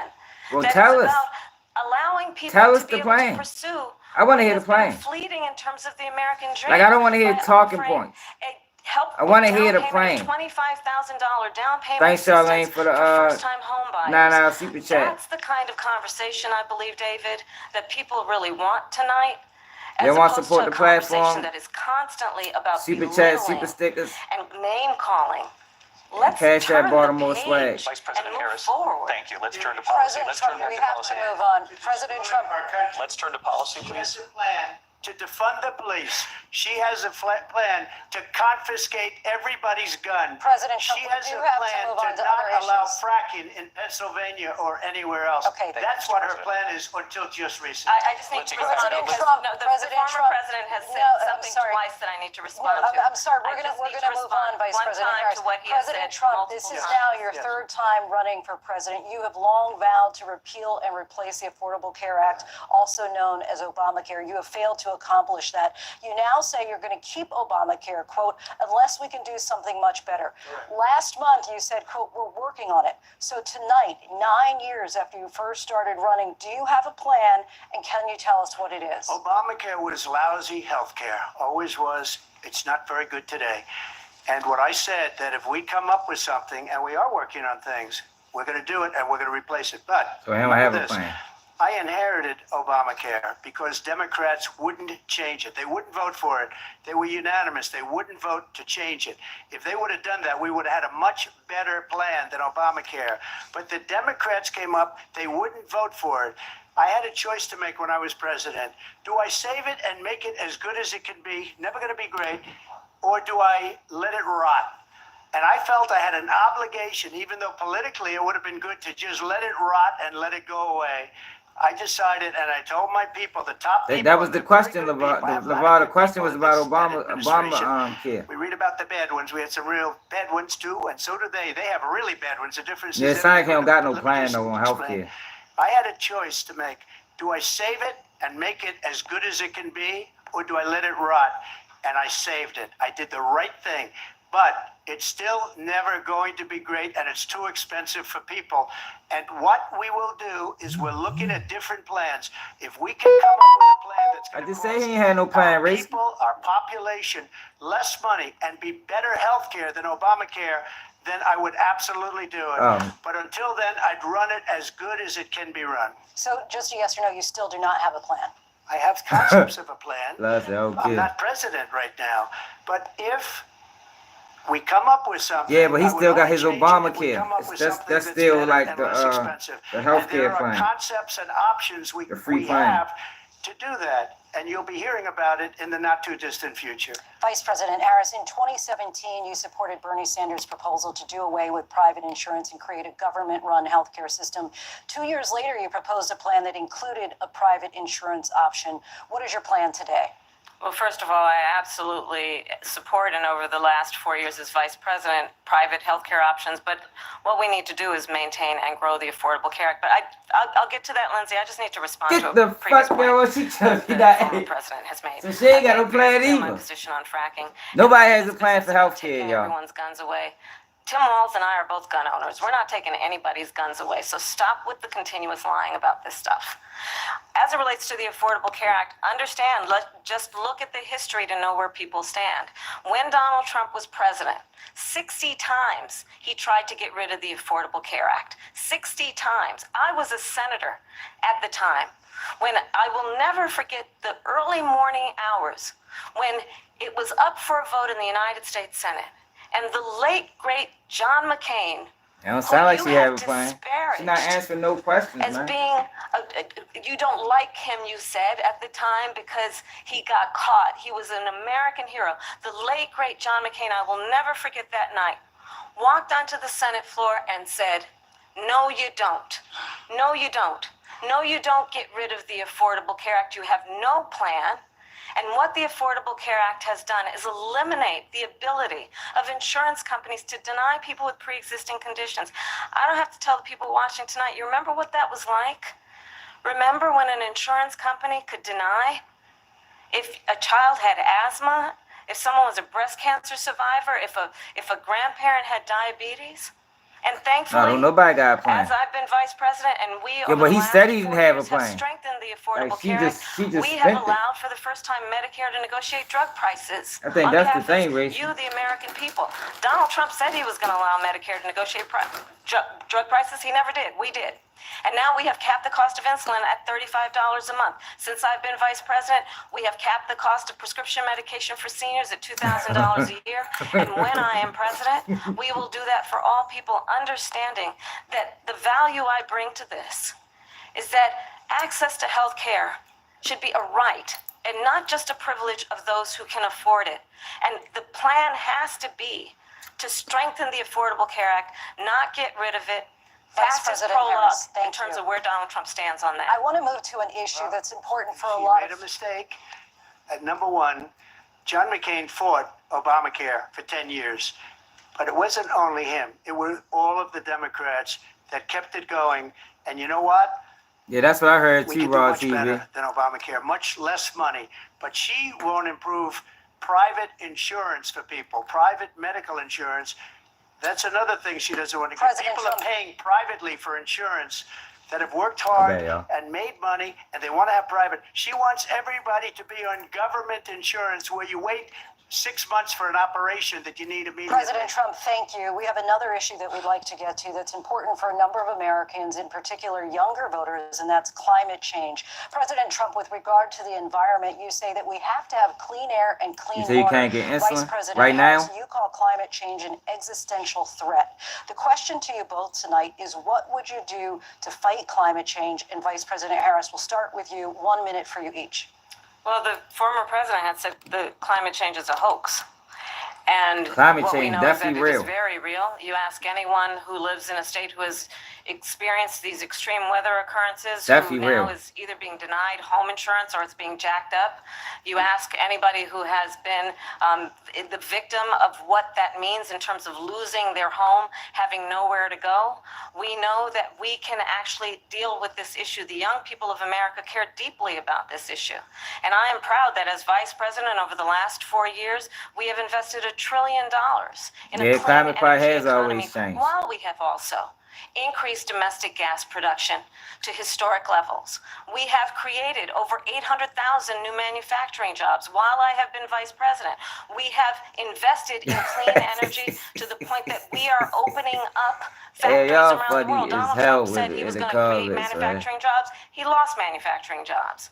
And I'm also proud to This have the live will go endorsement down to of the history right United here. Auto Y'all Workers and is Sean fucking Fain, hilarious. who also know that part Raisky of got mad. I building think a Raisky clean left. energy economy includes investing Fuck Raisky in going. American-made products, Oh, American there you go. automobiles. It includes growing what we can do around American manufacturing and opening up auto plants, Yeah. not closing them like happened under Donald Trump. Vice President Harris, thank you. That didn't happen under Donald Trump. Let me just tell you, they lost 10,000 manufacturing jobs this last month. It's going, they're all leaving. They're building big auto plants in Mexico, in many cases owned by China. Y'all, They're nigga, building we these shouldn't be massive voting by who plants, we and I like. think they're We gonna should be sell their voting cars off of into this. the United States because of for these policy. people. What they have given to China is unbelievable. But we're not going to let that. We'll put tariffs on those cars so they can't come into our country, because they will kill the United Auto Workers and any auto worker, whether it's in Detroit or South Carolina or any other place. What they've done to business and manufacturing in this country is horrible. We have nothing because they refuse. You know, Biden doesn't go after people because supposedly China paid him millions of dollars. He's afraid to do it. Between him and his son, they get all this money from Ukraine. They get all this money from all of these different countries. And then you wonder, why is he so loyal to this one, that one, Ukraine, China? Why is he? Why did he get $3.5 million from the mayor of Moscow's wife? Why did she pay him $3.5 million? This is a crooked administration, and they're selling our country down the tubes. That's what it feel like. Thank you. We'll be right back with closing statements. Yo, that's why they should have had. This ABC News presidential debate. Yo, that's why they should have had a live audience, man. Cause live audience be clapping and shit. Cause that was a hell of a point that he made. Yo, it does feel like we being sold out, yo. I'm gonna keep it real. Now I don't know if Harris can do something different, but it feels like as a country, yo, we are being sold out, yo. It does. I think everybody should be able to agree to that, yo. It feels like we're being sold out. Like, I'm gonna keep it all the way real, yo. We can't get nothing. Unemployment, we can't get no benefits. Man, it feels like we're being sold out. We pay all this money in taxes. All this money, yo. I worked motherfucking 5 years. I left my job because it got too much for me from my home life. My work-life balance was crazy. I couldn't even get motherfucking unemployment. They try to send me all the way to court to get unemployment for my money that I accumulated for working. So when I'm talking, and it took like a year just for them to deny me. So when I'm talking to the people, I'm like, yo, what the fuck is this? Like, you can't get nobody on the line, and then they just spinning you when they finally talk to you. And it was just like, yo, I can't be the only one going through this. She like, no, most people are going through this right now. I'm like, yo, god damn. Like, I only got unemployment one time in my life, years ago. You feel me? Like when I was maybe like in my early 20s. I tried to get it again, and that process went smooth. I don't know who the president at the time, but the process went smooth. I'm talking about maybe 6 months. Probably less than that, 3 months. Yo, it took them a whole year to fucking do nothing. To deny me, kept denying me. Now I gotta take them to court. I just said, man, fuck that shit. That's a goddamn shame. You can't get your own money, but we giving money to all these other motherfuckers. Every time you turn on a 72 billion in Ukraine, 80 something billion. Like, goddamn. Like, how the fuck is they giving them? Yeah, you know what unemployment is? Unemployment is the money that you work for. The fuck is you talking about? See, yo, if we gonna have a conversation, yo, we gotta be real, not ignorant. Tony, unemployment is money that you work for. You can't even access your own money because they sending that shit to Ukraine. That's a problem, man. That ain't got nothing to do with get a job. That is a problem. Things happen in people's life, yo. Sometimes you gotta choose family over work. And it shouldn't be a struggle to get money that you work for. Meanwhile, every time you turn on the TV, they doing this for immigrants. They doing this shit for fucking Ukraine. They doing this for Afghanistan. Like, yo, it feels like we being sold out. It does. That's why I can't get with them, yo. I can't get with that whole party, yo. I don't let my morals and principles don't align with this. Now, with some things I don't like about Trump too, you know. But even with all that said, no matter who win as Black Americans, we need to be at the tables to talk to whoever side. We can't let it get to a point that we so upset about who won that now we don't push none of our interests on them. No, fuck no. It's not about rich people helping me, y'all. One thing I know, when you lessen the tax on the rich, so you create jobs. You know, when the rich are paying less taxes, it creates jobs. That's what that does. But the Democrats have used that, oh, he's just going to give tax breaks for the rich. When you tax breaks for the rich, it creates jobs, it creates opportunities. That's why I was like, yo, I'm not trying to hear talking points. I want to hear policy. I want to hear facts. And I want to hear how you're going to implement these things, not just bullshit. Already back.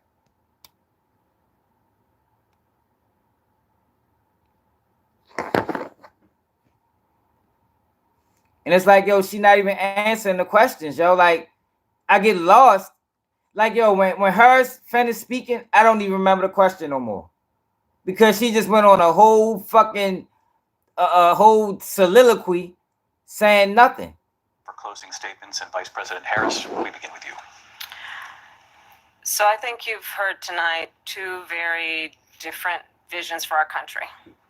One that is focused on the future, and the other that is focused on the past, and an attempt to take us backward. But we're not going back. And I do believe that the American people she know talking we in all circles. have so much more in common than what separates us. And we can chart a new way forward. And a vision of that includes she ain't having said a nothing, plan, Elijah.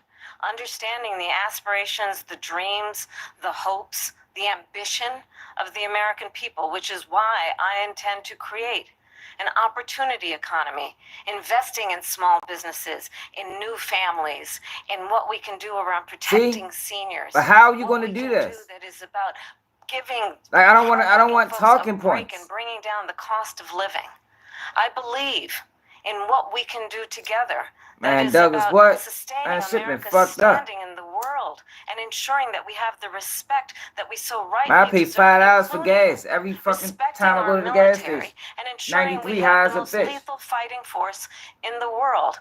I will be a president that will protect our fundamental rights and freedoms, including the right of a woman to make decisions about her own body and not have her government tell her what to do.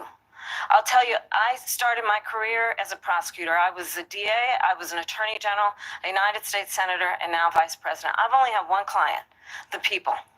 And I'll tell you, as a prosecutor, I never asked a victim or a witness, are you a Republican or a Democrat? The only thing I ever asked them, are you okay? And that's the kind of president we need right now. Someone who cares about Jason, is that for 93 or 87? I intend to be a president for all Americans and focus on what we can do over the next 10 and 20 years to build back up our country by investing right now in you, the American people. That ain't bad. Vice President Harris, man, Pennsylvania, that shit President 470, 480. So she just started by saying she's going to do this, she's going to do that, she's going to do all these wonderful things. Why hasn't she done it? She's been there for 3.5 years. Yeah, I drive BMW 3.5 too. Years to fix the border. They've had 3.5 years to create jobs and all the things we talked about. Why hasn't she done it? She should leave right now, go down to that beautiful White House, go to the Capitol, get everyone together and do the things you want to do, but you haven't done it, and you won't do it because you believe in things that the American people don't believe in. You believe in things like we're not going to frack. We're not going to take fossil fuel. Man, we're not the going to Rhetoric podcast, man. Make sure I check my man out. Rhetoric podcast. Subscribe to his channel. Germany tried that, and within 1 year they were back to building normal energy plants. We're not ready for it. We can't sacrifice our country for the sake of bad vision. But I just ask one simple question. Why didn't she do it? We're a failing nation. We're a nation that's in serious decline. We're being laughed at all over the world. All over the world, they're laughed. I know the leaders very well. They're coming to see me. They call me. We're laughed at all over the world. They don't understand what happened to us as a nation. Especially in Baltimore. I mean, we don't have any idea like what's New York going on. Shit. We have wars going on in the Middle East. We have wars going on with Russia and Ukraine. We're going to end up in a third world war, and it'll be a war like no other because of nuclear weapons, the power of weaponry. I rebuilt our entire 93 highs a military. motherfucker, man. She gave a lot of it away to the Taliban. She gave it to Afghanistan. What these people have done to our country, and maybe toughest of all, is allowing millions of people to come into our country. Many of them are she criminals, did do that, and they're destroying our country. The worst president, the worst vice president in the history of our country. President Trump, thank you. And that is our ABC News presidential debate from here in Philadelphia at the National Constitution Center. I'm Lindsay Davis. And I'm David Muir. Thank you for watching here in the U.S. and all over the world, and from all of us here at ABC News. Good night. Y'all think, man. Y'all think. Like I say, y'all, I'm of the mind frame of, yo, no matter who wins, we need to be at them tables as Black Americans. We need to be at them tables no matter who wins, yo. We can't allow our anger and frustration or over who we wanted to win or you know what I mean, dictate our ability to get our interests pushed through. Now, I don't trust Kamala. I'm gonna keep it already real. I don't like the fact that she's been selling that she's been black. To me, that's a telltale sign of a person you can't trust. Trump, Trump got his issues, yo, but yo, I can admit, yo, when Trump was president, yo, things was better. Things was better. And I'm not talking about no free money. I'm just talking about I remember, I started investing in the stock market in 2019. Yo, it was so much money in the stock market, y'all. So much money. Yo, soon as them elections came, yo, the shit pummeled. Boom, I lost 6 bands. And real fast though. Like, yo, what the fuck, yo? And it's still struggling. The stock market hasn't been back to where it was in 4 years, y'all. 4 years. I don't think Trump would allow that to happen on his watch, man. I don't think he would allow that to happen, man, because he's a businessman. And he that's the type of shit he into.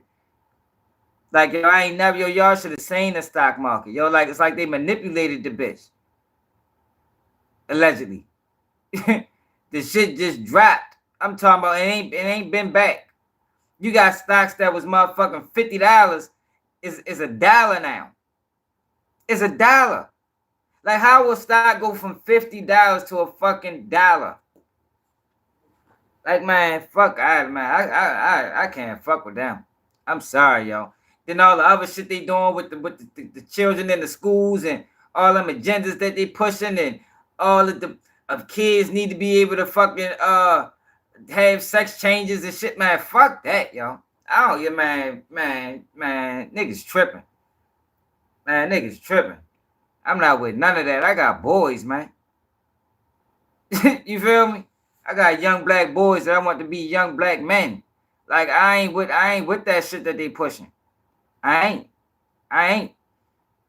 And I don't give a fuck about what Trump says. I'm more worried about what Trump does. Now, I don't agree with his policing.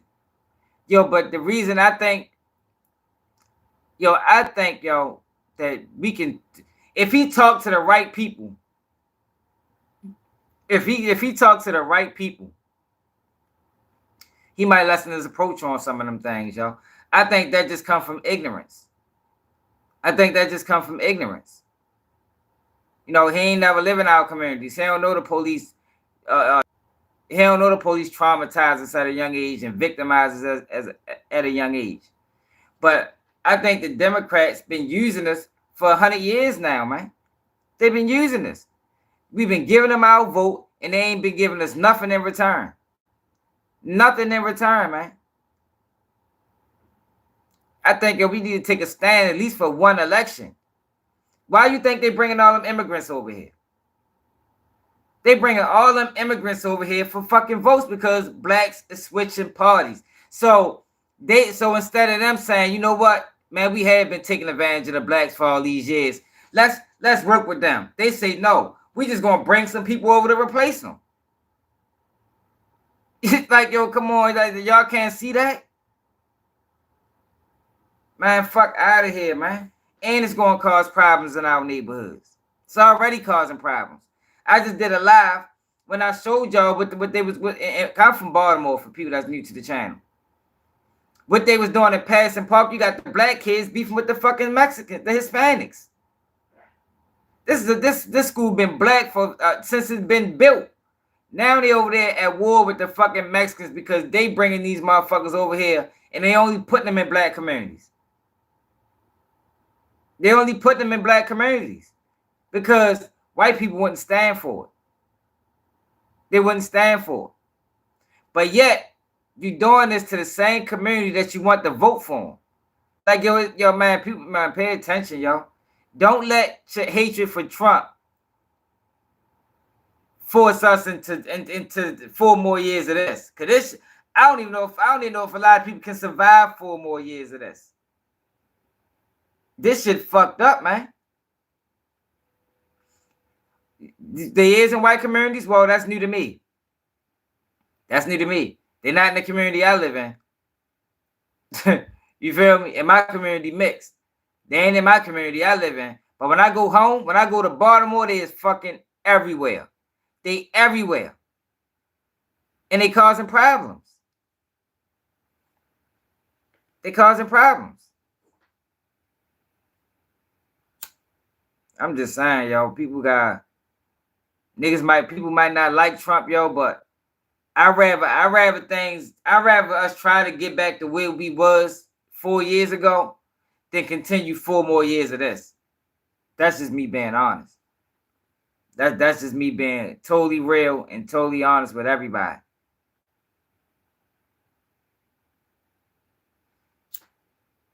Deal with this bitch fucking shit up, man. And they trying to elevate them over top of us. They giving them motherfuckers help that we ain't never received. We ain't never received. How you gonna bring some people over this bitch? Some people that don't even fuck with us. And the crazy thing about it is, there would be no immigrant. We the ones that fought for them. So they come over this bitch with the mentality of fuck us, but we the one fought for them to even be able to come over this motherfucker. All these immigrants that come over here, yo, Black Americans fought for that. Ain't nobody else fight for that. But they don't fuck with us though. But they move into our communities and they stay quiet until they get their numbers up. Once they get their numbers up, then it becomes a problem. Y'all gonna see? I said it a year ago. I said, yo, I don't like what's going on, y'all. Pay attention. And now they just admitted that they sent 11 million of them motherfuckers over here. 11 million. God damn. Yo, that is a lot of people, y'all. That is a lot of people, y'all. That's serious. I ain't had no clue it was that many of them motherfuckers, man.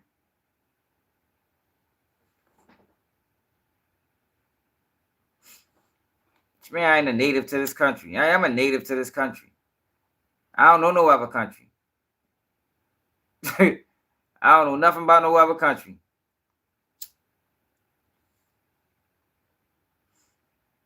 That shit crazy, y'all.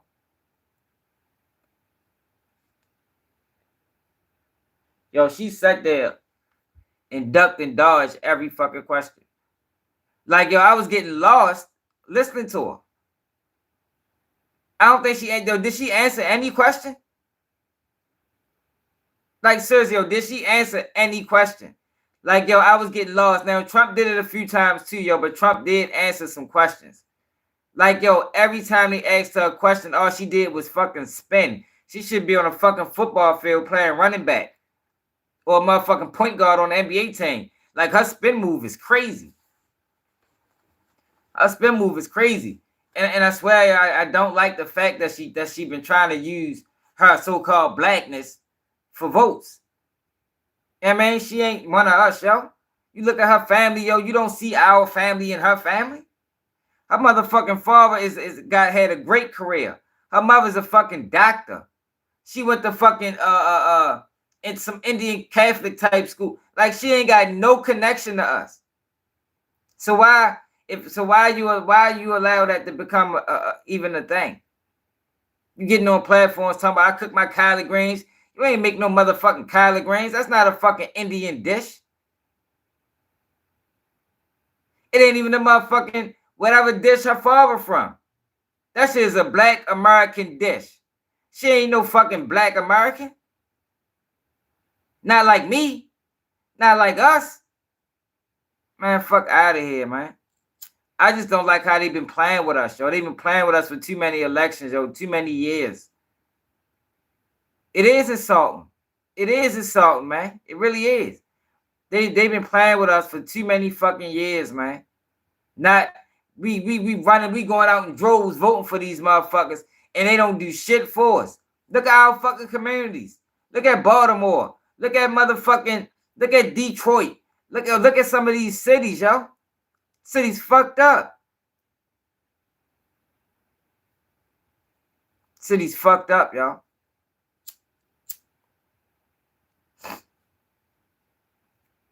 For real. I was trying to tell people, because I voted for Trump last election. I was trying to tell people last election, yo, that they was full of shit. And know what happened to me? Facebook banned me, stopped me from posting videos, and took my fucking page. That's the Democrats. That's what happened to me.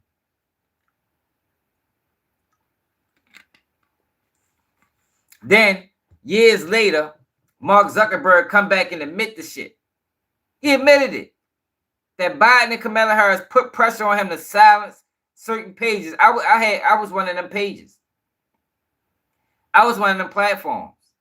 Because that's how long I've been speaking out against bullshit. Way before I jumped on YouTube.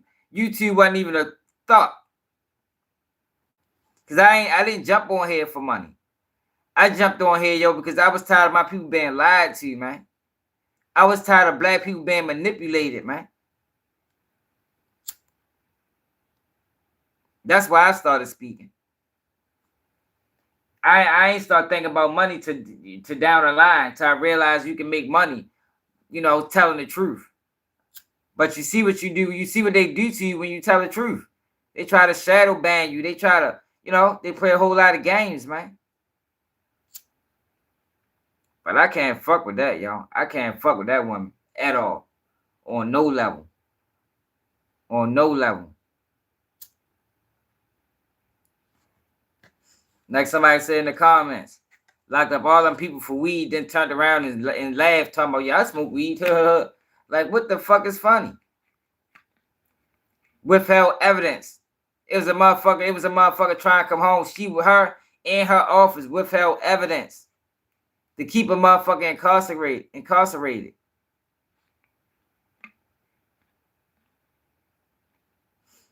I'm just saying, y'all. I don't think they should receive not one black vote. That's me being totally honest. I don't think they should receive one black fucking vote. Just because of the 100 years of disrespect that they've been giving us every fucking election. They've been disrespectful. We guard that bitch. Am I this critical of Trump? No. Nope. Because Trump and the Republican Party ain't been lying to black people for 100 years. They haven't been lying to us for 100 years. They haven't been taking advantage of us for 100 years. We know where they stand. Stronger police. We know where they stand. These motherfuckers been lying. They've been paying motherfucking content creators, paying bloggers, paying entertainers to fucking lie. That's them that's doing that shit. Republican Party ain't been doing that. Not like how they been doing it.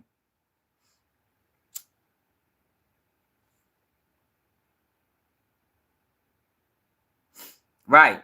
You should never. And I'm a person that say, yo, we should all be registered independent. We should be flip-flopping every fucking election because we should be voting on policy, not on color, not because of Democrat, not because Republican, because of policy and policy change. It should. Your values in which you believe in should change with age.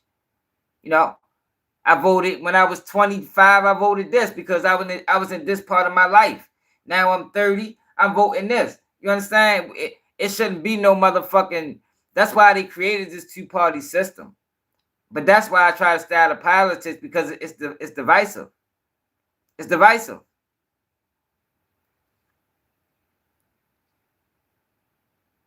Yeah, Flame more. That's how I feel, man. I'd rather vote for the motherfucking truth. Man, fuck, man, that motherfucker's been lying to us, man. I don't like how they been doing black people, man. I don't like Biden. I don't know how black people voted for Biden after all that shit he said and all that shit he did in the 90s. It's like they making us look fucking stupid. And like I said, and they see niggas ain't on the same bandwagon no more. And instead of them trying to fix it, they rather replace us. That just let you know what the fuck they think of us. They rather fucking replace us. That's what they doing. They trying to replace black people. They don't give a fuck how many of us die when the war start between us and the Hispanics. They don't give a fuck how many people die. People gonna die, man. I am biased. I am biased, Sherelle, because it's been one party that been fucking us over. It's been one party that been fucking us over for 100 years. And we've been faithful to these motherfuckers. We've been faithful. Like they damn near getting all the votes. You feel me? Like, hell yeah, I'm biased. I think we need to starve them. At least one election. Starve them. Let them know we ain't playing with y'all, man. It's either y'all gonna start doing what y'all said y'all gonna do, or we ain't fucking with y'all ever again. And if the Republicans start doing the same shit, treat them the same fucking way. I'm saying this is how we need to be in general, period. Regardless of who motherfucking running. Regardless of what side. It's either you gonna do what you say we gonna do, or we ain't fucking with you. That's what I'm saying. We ain't fucking with you. We ain't coming out. We ain't voting. We ain't fucking with you. Motherfuckers keep saying what they gonna do. Yo, how many years Baltimore been fucked up since the 60s? Since the 60s. 70s. It's 2024. Everything Democrat. They ain't did shit.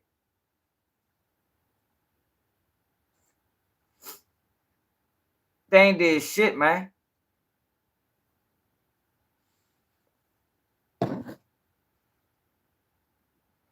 A lot of our cities, right?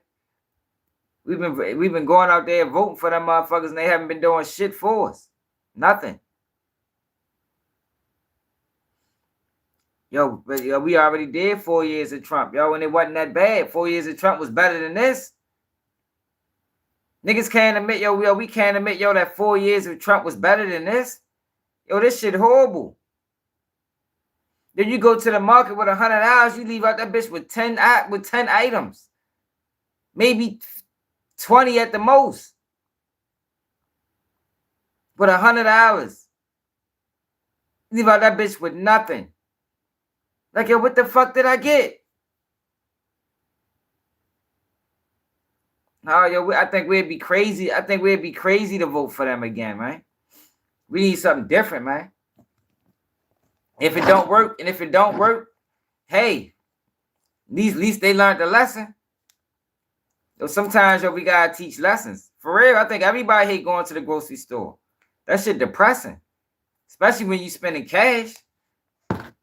You go on that bitch with cash, you go on that bitch with you go on that bitch wanting to spend $50, you end up spending $150. Like, what the fuck? I ain't get shit. Then everything got smaller. Everything. So they charging more for things that got smaller. Like, how the fuck they do that? Canned sodas, Lord, the sodas ain't even the same size no more. Them bitches look like they, instead of 24 ounces or whatever ounce they was, look like they fucking half the size. Man, I think they might have tricked us, Paul. For real. For real. Because I was surprised, I was surprised about that whole thing. I was surprised. Man, you ain't got shit, M20. You heard me. Man, you spend $100, you come on, you ain't got shit in the motherfucking house. Like, what? And that shit, you got 2 days worth of food, for $100. And everything is up 300%, 150%. Like, what the fuck is this, yo? Like, are we really gonna vote for that again? We really gonna vote for that again? We really gonna put our faith and our trust in that again? Man, I think we'd be fucking crazy, man.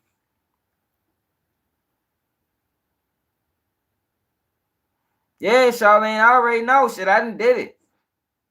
Said my dad on a fixed income literally got 12 albums off. So like, that shit don't get you nothing no more. You gotta go on the market for $400 or $500. Or who the fuck got $400 or $500 to go spend at the market right now? You feel me? I ain't either. I get motherfucking stamps. Them bitches don't even last a month. I get $700 in stamps. That shit don't even last a month. $700. That shit be gone in like 2 weeks, 3 weeks at the max. Then you gotta spend cash.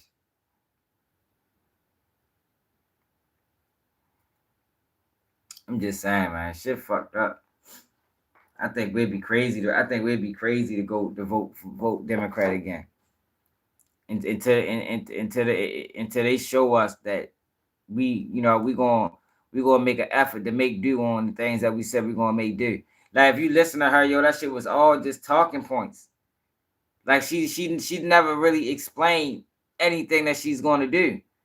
It's all talk. Like I don't want to hear talking points. I don't want to be lost in your words. Now you done said so much, but said nothing at all that I didn't forgot the fucking question. Like what the fuck she didn't even ask her?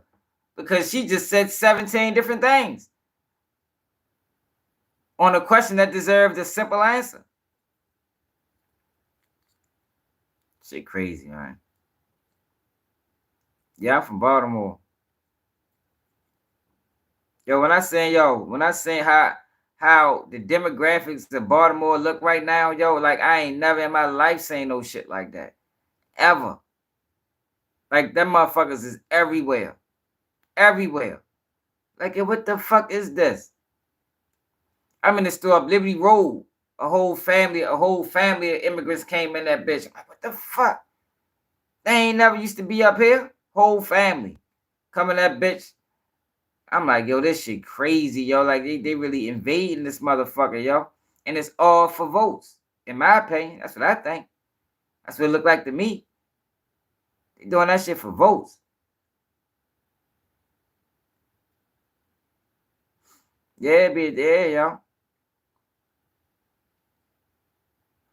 Right. You see what I'm saying, Flame On? That was disrespectful, man.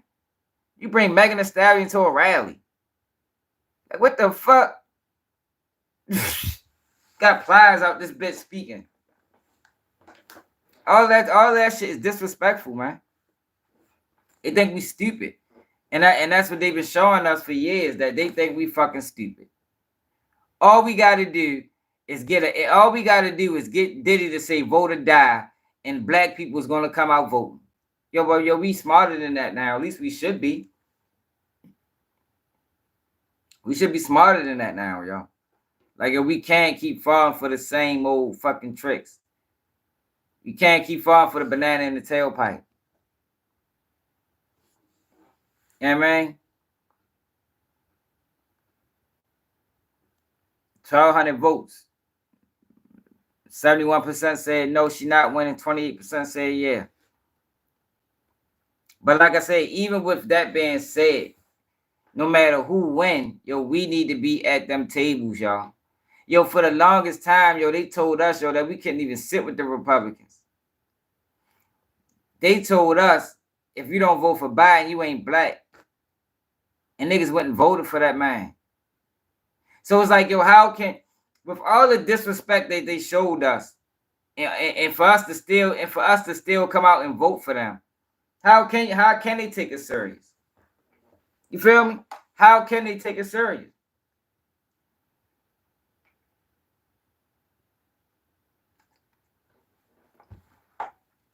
They didn't show massive disrespect. Like, massive disrespect over the years, man. Like, why when Ice Cube try to sit down with the Republicans, man, niggas call that man all type of cones. You know what I mean? And I don't even trust Joe either. I think I don't trust him either. I'm just saying, regardless of who win, we need to be at them tables getting what we need pushed through. Regardless. So it really don't matter who win. I'm just saying I don't trust them motherfuckers. I think we need to teach them a lesson. For real. I think we need to teach them a lesson, yo. They need to know that Y'all fucked us over for all these years. They ain't even gave us reparations. How long the Democrats been talking about reparations? At least the Republicans, they saying they ain't with it. But how long have the Democrats been stringing us on about reparations? What? For the longest I've been alive, I'm 38. Shit, since I can remember, they've been talking about it. They ain't gave us nothing. Nothing. They just talk about it. At least Republicans say you ain't getting nothing. I'd rather a motherfucker say we ain't getting nothing than the motherfucker lie to me and lead us on that they gonna do something for us and it never get done. For real.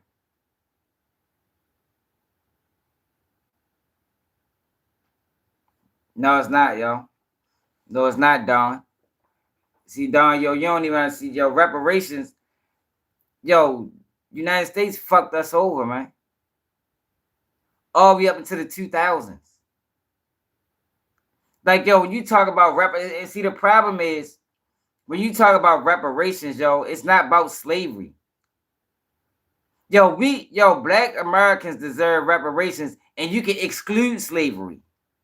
You can take slavery all the way out the equation and just deal with Jim Crow, deal with redlining, deal with the crack epidemic, deal with motherfucking, you understand what I'm saying? It is so many things that have been done to black Americans to push us back in this country. And you don't even got to mention slavery. I think that's what's keeping us from moving forward. Take slavery out the equation. Deal with redlining, which created places like Baltimore, where they placed us in certain communities and then stopped giving the community resources. They put us in communities that starved us. Now you got ghettos and you got hoods. Deal with Jim Crow laws. Deal with the housing, the shit that they do with housing. Mass incarceration, crack epidemic. These are all things that was done specifically to black people in the United States of America. These are facts. Man, shit. The motherfuckers do owe up. But at least one party is saying that we ain't giving you shit. I'd rather them say they ain't giving us shit than a party that say they gonna give us something and it's never happening. Or we gonna put together a committee. Man, what the fuck you mean? You just gave Ukraine $400 billion in the last 2 years. You could have gave that shit to us. At least we fucking deserve it. All the fuck shit that been going on over this bitch. Man, for real, man. Like, oh, this Keep It G News, we keep that shit real, man. Like, I know what the problems is. Like, shit been fucked up. I watched the shit that they did. Even shit, we can talk about the motherfucking opioid epidemic. The effects that shit had on black community. Matter of fact, this is what I want to talk about anyway. You know, we normally go live at 11. Oh, it's 11 now. So I wanted to talk about this. Everybody need to be paying attention to this, y'all. Them opioid companies were sued, and everybody's getting money. So in Baltimore, everybody, we need to make sure, that this money see our community. We need to make sure that this money that every state is getting from suing the pharmaceutical companies, we need to make sure that this money see our community. So I ran across an article from Baltimore that I sent to myself. And this, I was going to do a live on this, our normal time, 11 o'clock. So we can talk about this now. Here you go. Baltimore overdose lawsuit, $80 million. Look at this. Look at this. Y'all, no matter what city you in, y'all, make sure y'all figure out how much money y'all got and what they doing with this money. Can y'all see that, or do I gotta make it bigger?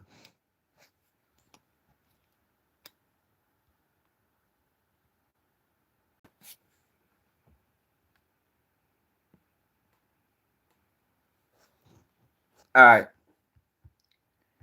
Pharmacy giant Walgreens will pay Baltimore $80 million to settle a lawsuit the city brought against it and other drug companies as part of an overdose epidemic that plagued the city for years.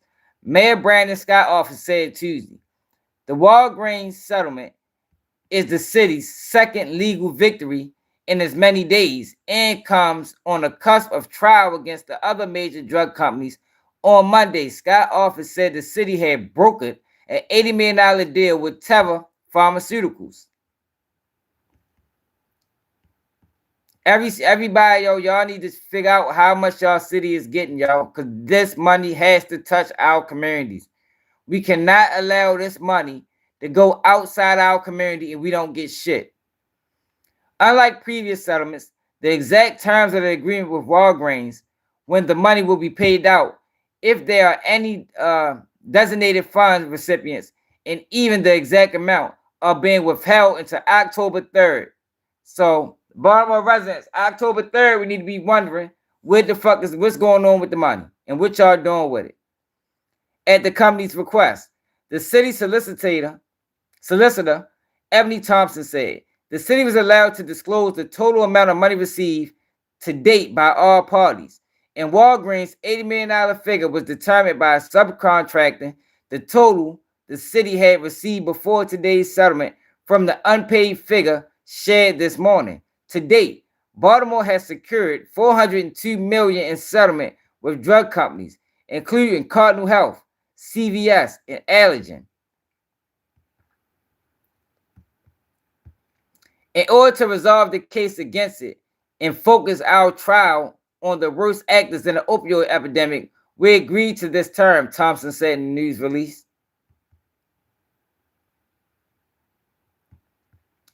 The city is set to go to trial against other drug companies, including Johnson & Johnson, Mickelson, and AmerisourceBergen, known as, Cencora. On Monday, officials have expressed optimism about their chances in court, but hope to resolve the case beforehand. Settlement talks are ongoing. With Walgreens settlement, Baltimore continues to rake in cash at a level that has been otherwise impossible under other agreements. The Maryland Attorney General, in concert with other states and cities, reached agreements with many of the same companies that would have paid Baltimore far less than what has received so far. Instead, the city opts to file lawsuits against the companies independently. The move, a high-risk, high-reward play, has paid off. Officials estimate the city has received more than 3 times what it would have under the state settlement. The windfall of money comes at a moment of crisis for the city, as detailed in a series of articles from the Baltimore Banner and New York Times. Overdose deaths in Baltimore Overdose deaths happen in Baltimore at a rate higher than any other major American city, even higher than nearly all of Appalachia at the worst of the prescription crisis. But they don't talk about the crime that it brought. They don't talk about all the people that died behind it. We are proud of our efforts to bring these companies to justice over the past several years, Scott said in a news release. The reality is, addressing the opioid epidemic requires an enormous amount of resources, and through this litigation, our outside counsel and law department have begun to provide that. As we approach the beginning of trial, it is time to finish the job against the remaining defendants and begin using the money to support and grow the work we've already been doing to tackle the opioid epidemic where it can be done most. See, they trying to put this money in fucking programs and nah, y'all. This money needs to touch the fucking people. The people. Not no motherfucking program. It needs to touch the people, man. The people that was affected. The community. People lost their kids to overdose and the rise in crime that came with it. They never talk about the rise in crime. When all the legal fights are over, there's a good chance the city will have taken more than $641 million it received in federal pandemic aid under the American Rescue Plan Act, officials said. Then they will have to spend it. They will have to spend it. Nearly 2 weeks ago, Scott signed an executive order laying out spending guidelines for the funds, which are to be put into a trust that the administration has compared to a college endowment. The funds are to be spent over at least a 15-year period with a minimum of 5% to be allocated each year. But allocated where? Where is this money going? Spending decisions will go through multiple layers of review, with the mayor giving the final approval. Community organizations, healthcare providers, and any city agency that can apply for money from the trust fund. See, it's not touching the people. Community organizations, healthcare providers, and any city agency can apply for the money from the trust fund, with the first allocation expected to be in July at the start of the next budget cycle. While the proposed process is meant to be transparent and community oriented, some of the money has been allocated in secret already. Look, already they on some bullshit. Each of the city's 4 settlements so far have included direct payments ranging from $1 million to $5 million to various community health organizations. Officials have declined to explain how much of those groups were selected because to do so could harm the ongoing settlement talks with other pharmaceutical companies.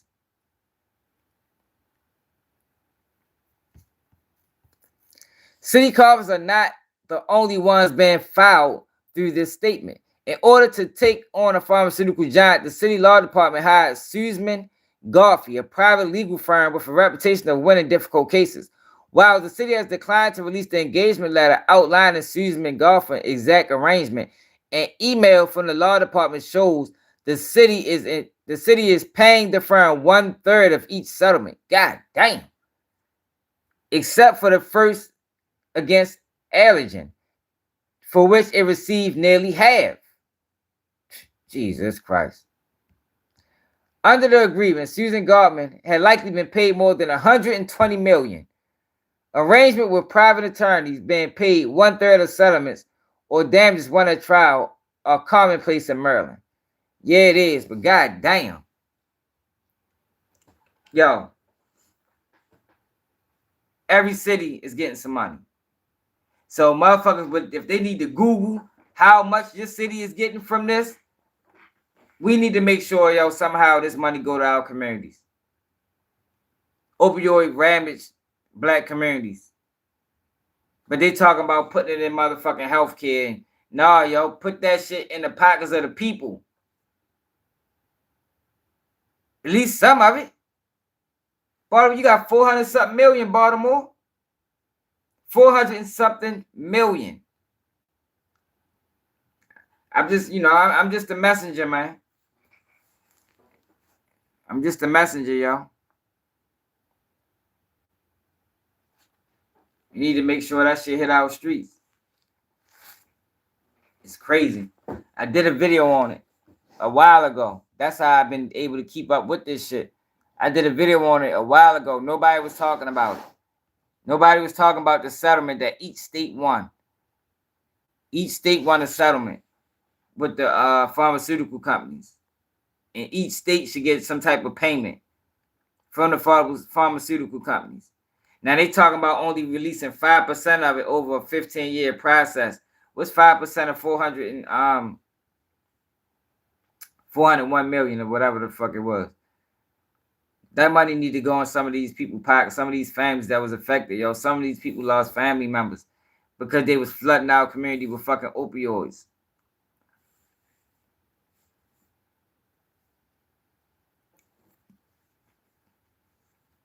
That's what I'm saying. Y'all niggas need to be at these council meetings. When they decide what they're going to do with this money, motherfuckers need to keep an eye on it when they having these meetings because the community need to be involved. The community need to be involved, man. For real. And like I say, yo, and they never talk about the rise in crime. Like they only talk about the overdose. How many people was murdered because of of the effects that the pills have on the brain, and the indecisiveness and the withdrawals and you understand what I'm saying? How many people was killed behind that, yo? That man, our murder rate went up to 350 at the height of it. 350 people murdered, man. Over 1,000 people shot. And y'all gonna take this money and give it to the healthcare and give it to this program and this program? Well, yo, a lot of times when you get money in them programs, it never touches the people. It never touches the people. The people don't get shit. Just saying, yo.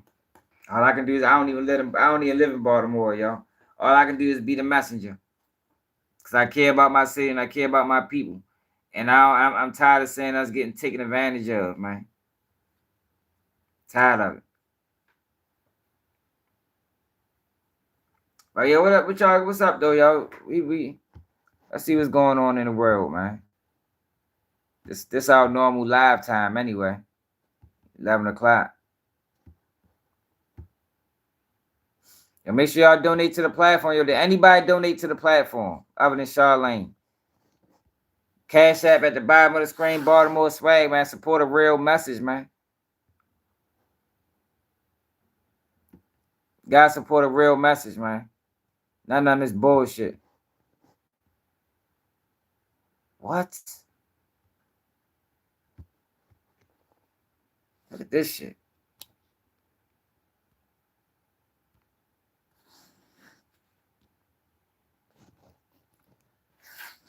Uber driver, Art passenger, murdered her and Art her again. Yo, that is crazy.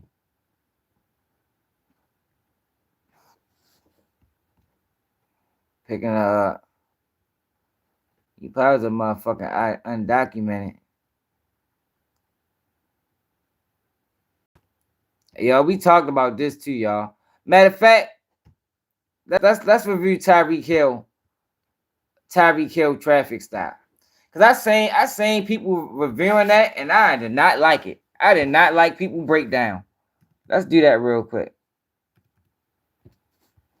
Let's do that. I did not like people assessment at all. Motherfuckers did not know what the fuck they was talking about.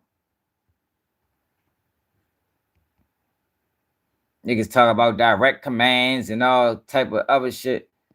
Where's the fucking... Is this it? Is this the whole thing? That's not the whole thing. Tyreek Hill speak. We can see what Tyreek Hill had to say. Is this the whole joint? All right, here go the whole joint right here. He's giving you a lawful command. You need to step back. Hey, really just hit me though. For what though? Don't beat on my window and stuff like that, man. This is not the beginning. I'm chilling though. I ain't been disrespectful to nobody though.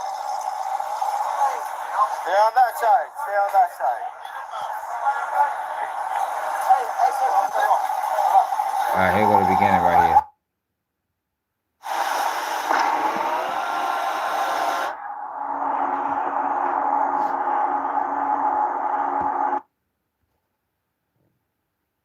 All right, this is the beginning.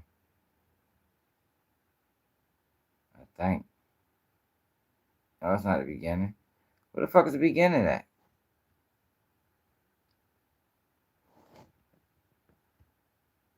It's not full body cam You're footage. blocking traffic. I'm gonna tow it. We're blocked in. Go. Don't worry about it. This is not the full body cam Don't footage. leave. Don't move. Don't. Hey, your buddy's about to go to jail. Hey, don't move. Don't leave. Don't move. That's not the full body cam footage.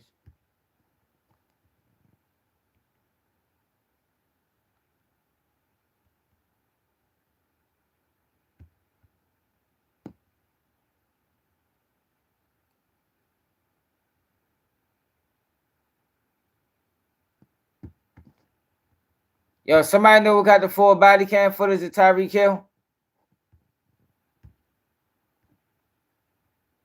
This don't start in the beginning. He's giving you a lawful command. You need to step back.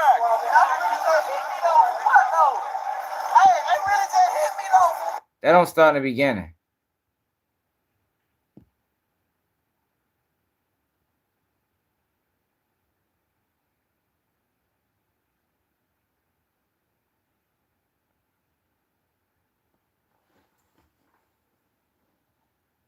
Man, hell no, they wouldn't have done this to Tom Brady. I'm ready. Once I find the whole footage, we definitely ready to talk about it. I can't find the whole footage though. That's an hour. You would think that's the whole footage. But it's footage when they first pulled them over. My man Trapstar sent it to me. But it was somebody else talking about it. Matter of fact, we can review his shit. Matter of fact, yeah, we'll review his. Fuck y'all.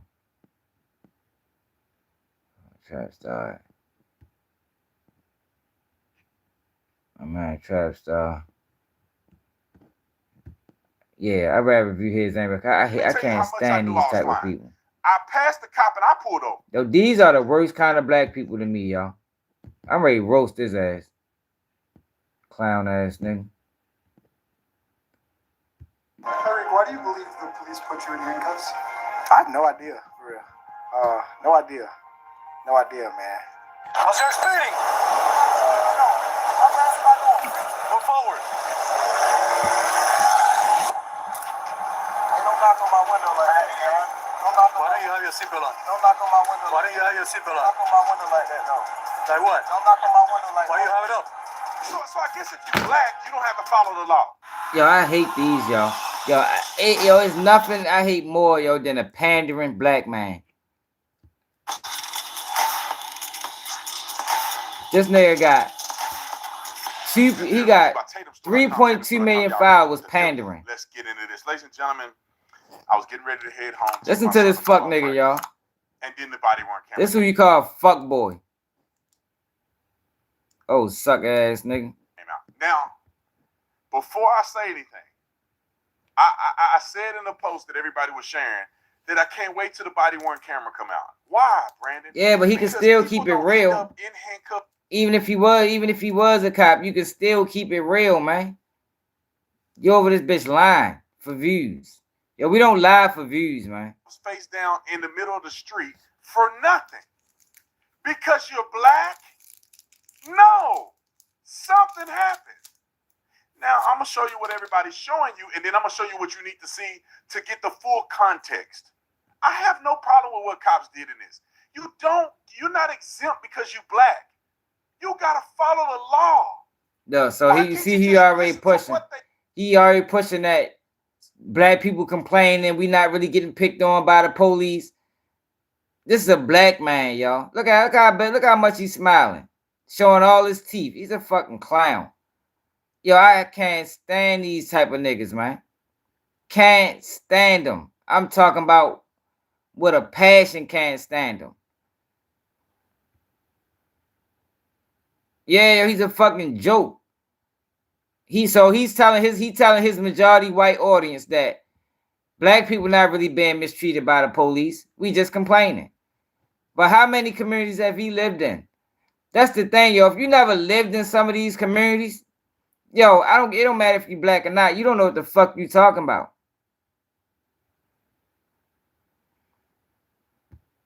They say it's crazy that black culture has taught our young men, whether you're rich or poor, that you're supposed to disobey law enforcement. You were speeding. Who the fuck said that, yo? You see what I'm saying? When did we tell our kids that? Yo, has anybody ever told their kids you supposed to disrespect law enforcement? I don't think I ever told my kids no shit like that.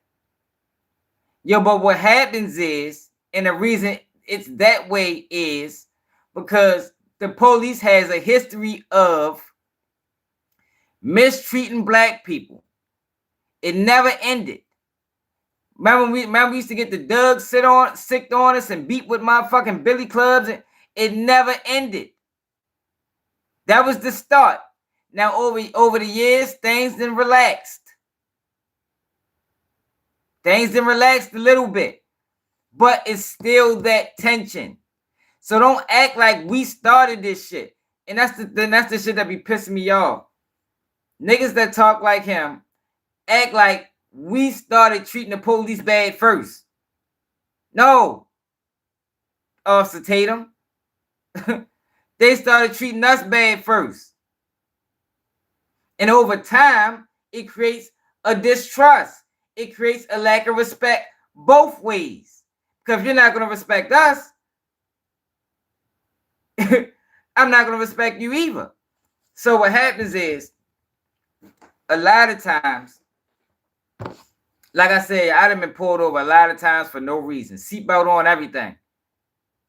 Oh, you fit the description of a shit like that. With my kids in the car.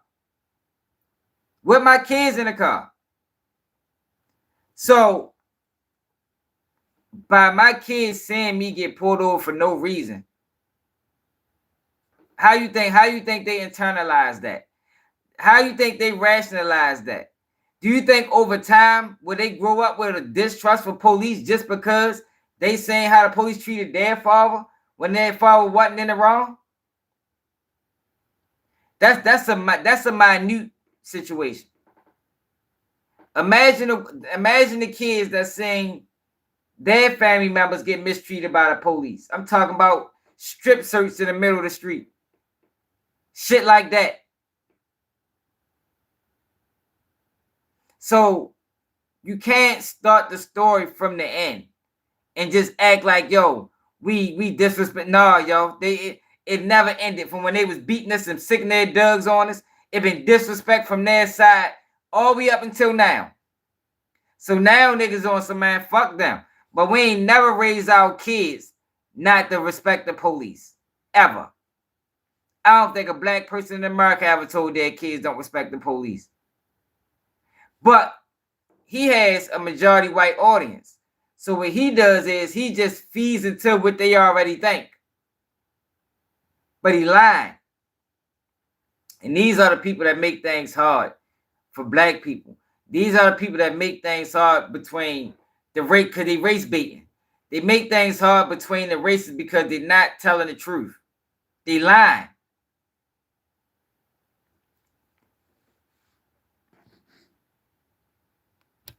They fucking lying.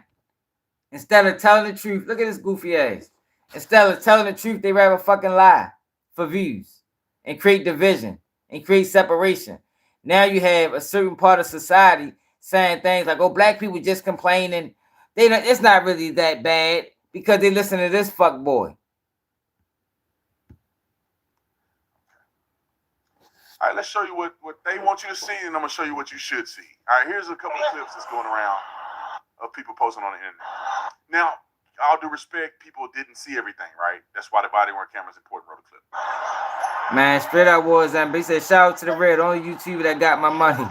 Man, appreciate it, y'all. Appreciate it. Dylan, no, I'm trying to get on video. We're going to talk about it. I'm going to tell you where he was wrong. I'm going to tell you where he was wrong at. Look at these. Because he did some things wrong. He definitely did some things wrong. When I first saw this video, I was like, but it's not as bad as this nigga making it. It ain't nearly as bad as he making it. But he made some mistakes, and we're going to talk about it. I mean, in a I don't know, depending on what trim this is, a $600,000 car.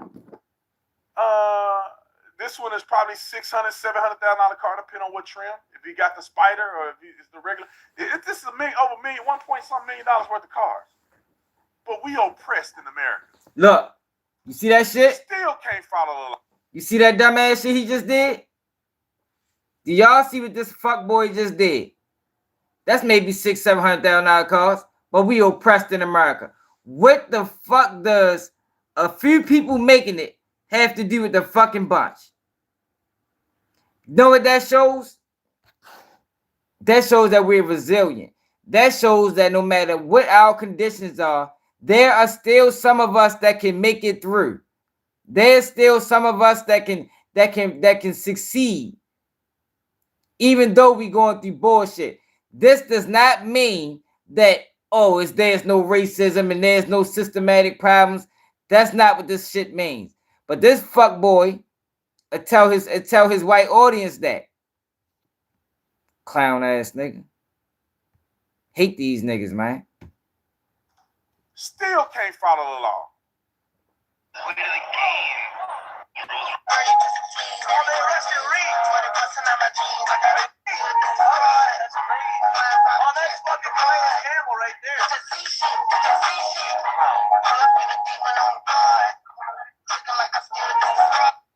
Now, because white people seem to be the only ones that want to actually protect and serve the community, somehow they all wrong because of black people. Since white people want to be the only ones to protect and serve their community. Yo, where do they find these guys? Like, yo, who pays them to get on the internet and push this bullshit? Who pays these people, y'all?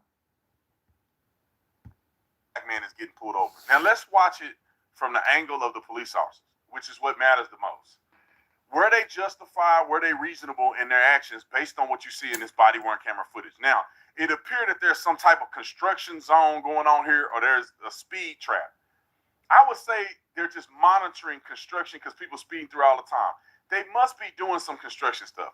Two cops sitting on the bike next to each other like this don't seem like a speed trap. However it may be. I don't know. I don't work in Florida. Yeah, you definitely do. But you do. You definitely got to do that. There's cones lined I up. agree. Everybody's driving the speed limit ambition. relatively, except you know who wrote a clip. You'll see him. I don't even have to tell you. That's why I watch Charleston White. That's the fastest. I gotta keep an eye on him so I can refute it. Yo, but these are the guys that made me get on the internet. Nigga, dudes like him and the Harsh twins, motherfuckers that be lying to white people for views. It is hanging out.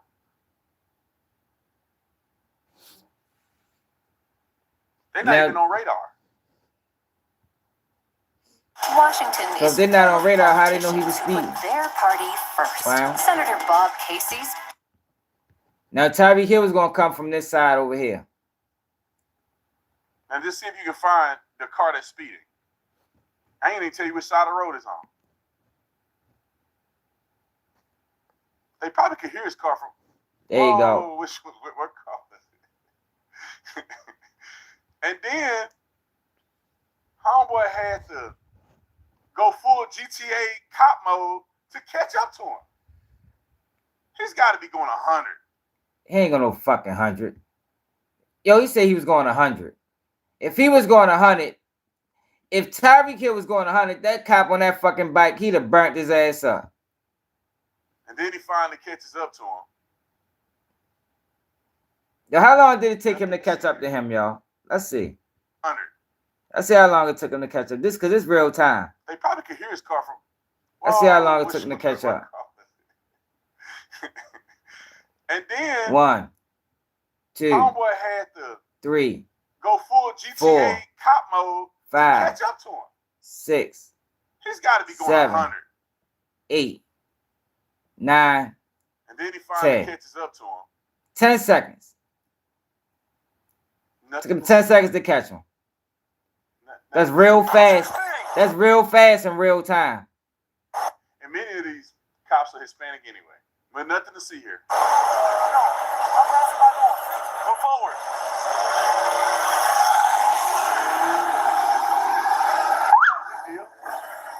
I cannot confirm it or not. I speed. I cannot confirm it or not. I'm late to stuff and I'm speeding. Everybody does it. And if you in a $600,000 car that got 700 horsepower, depending on what he put in it, it could have 1,000. It's easy in a car like this to go 120 and not even know it. Now, I would never do that, but it's easy, man. It happens. Yo said he was that man wasn't going to fucking 120. Let's see. I don't know how fast he was going. Let's see if he traveled. You know you're wrong. You know you're wrong. I got pulled over in my truck, and I could have went to jail. I was going so fast. And the cop pulled me over, and I said, "Officer, have a gun in my center console. How would you like me to handle this?" He go, "You were speeding." I said, "Yes, sir." You know how fast you were going? I said, I don't know. Because I didn't know I was flying. But I knew I was flying. Let me tell you how much I knew I was flying. I passed the cop and I pulled over. He passed the cop and he pulled over. This motherfucker said, I passed the cop and I pulled over. Stop fucking lying, you clown. His name Officer something. Oh, corny I was ass going nigga. so fast, I said, he got me. I'm not going to make this man turn the sirens on to chase me. I'm got. I knew I was flying 10 miles ago. I can believe it, Robert. I'm going this mile per hour until I see a cop. Pull me over. Yes, sir. Look. So he just pulled over on his own. Get the fuck out of here, bro. Your ticket. I got Yo, it's just amazing how people, how many people watch this shit? They get on these platforms. Over 1 million people. He just lied. He over here lying to 1 million. That shit should be a crime to lie to 1 million people, y'all. My license plate, I got Blue Lives Matter everywhere. He still gave me a ticket. You know what? I wasn't mad. Yes, sir. Thank you for your service, man. You be safe out there. But when you of the melanin, this how you act? When you of the melanin, like what is that, yo? This is supposed to be a black man. See, he don't even understand because I bet where he from? Somebody find what's his name? Fuck this fuck boy from.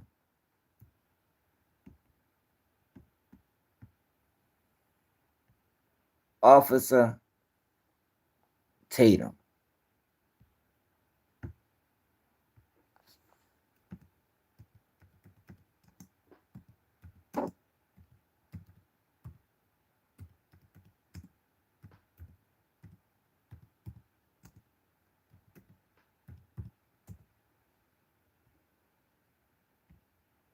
Come on now. Fort Worth, Texas.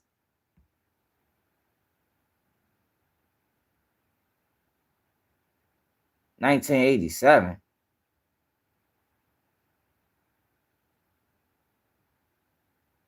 Is this him, y'all?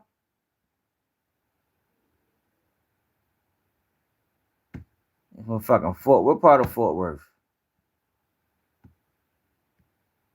Shit. God damn it. I'll do this shit again.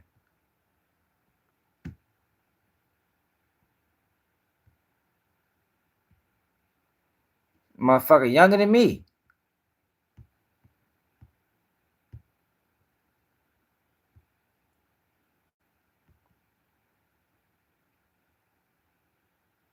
$37. Conservative. So he played football. U.S. Army American. What part of Fort Worth? Police officer. He became an officer in Tucson, Arizona. A campaign rally. So he got on from Donald Trump. He said in the video that he felt unsafe because of those who protested against the event. He went viral for the second time. In the video, he expresses opposition to players taking the knee. Oh yeah, he's a clown. He a real clown. What the fuck is this? What part of Fort Worth? I guarantee he ain't from. He probably fucking cornball. Can't stand these old cornball ass niggas. Early life. Who was his father? His father was a captain of Fort Worth Fire Department. So his father was getting some money. You know, that just lets you know he probably lived a middle class life. Y'all can't even see it. Probably lived a middle class life. He ain't grow up impoverished. His great uncle was Jack Tatum, played football.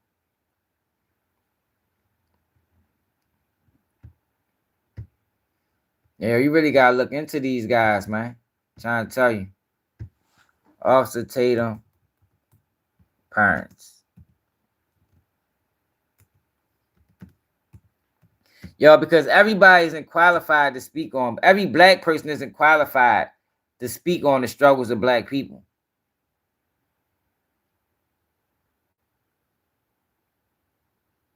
All of them isn't qualified. They didn't grow up. They ain't grow up in some of these fucked up in fucked up communities and fucked up environments. But they speak like they know what the fuck going on, and they really don't. They really ain't got no idea. But the people that watch them don't know. So the people that watches them take their motherfucking look, check them out. Check you out. Take their word as law. Meanwhile, they just as on the outside as the motherfuckers that watch them. You feel me? They be on the outside just as much as the people that watch them. But people take what they say and listen to it like they saying like they speaking facts. Nigga, trying to find out who his parents is. You know his father was a fireman. What the fuck his mother did? Went to college. Wonder who paid for that. Oh, sucker ass nigga. All right, we ready to go back to the what's it called. I just wanted to show y'all, man. He don't know what the fuck he talking about. If you ain't never lived in some of these cities and grew up in some of these communities, yo, you can't possibly know what the fuck you talking about. You might as well stay out this shit, champion.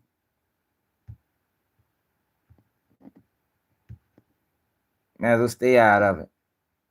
And listen. Won't you listen and learn something first before you just start fucking speaking? Like, these people are dangerous, man. All they do is create division. If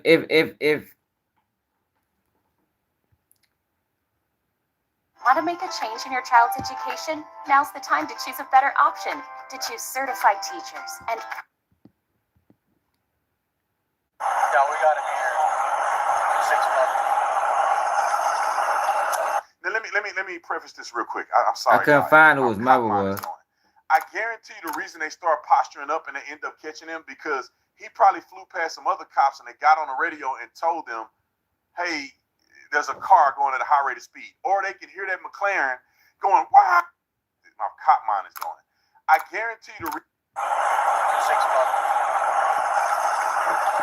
Now let me preface this real quick. I'm sorry, y'all. My cop mind is going.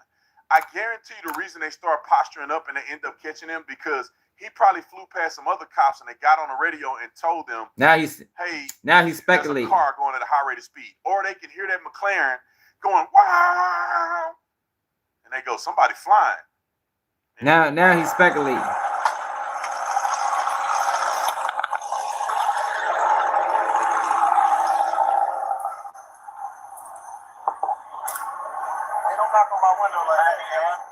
Why don't you have your seatbelt on? Don't knock on my window. Why don't you have your seatbelt on? Knock on my window like that, though. Like what? Don't knock on my window like that. Why you have it up? Hold on.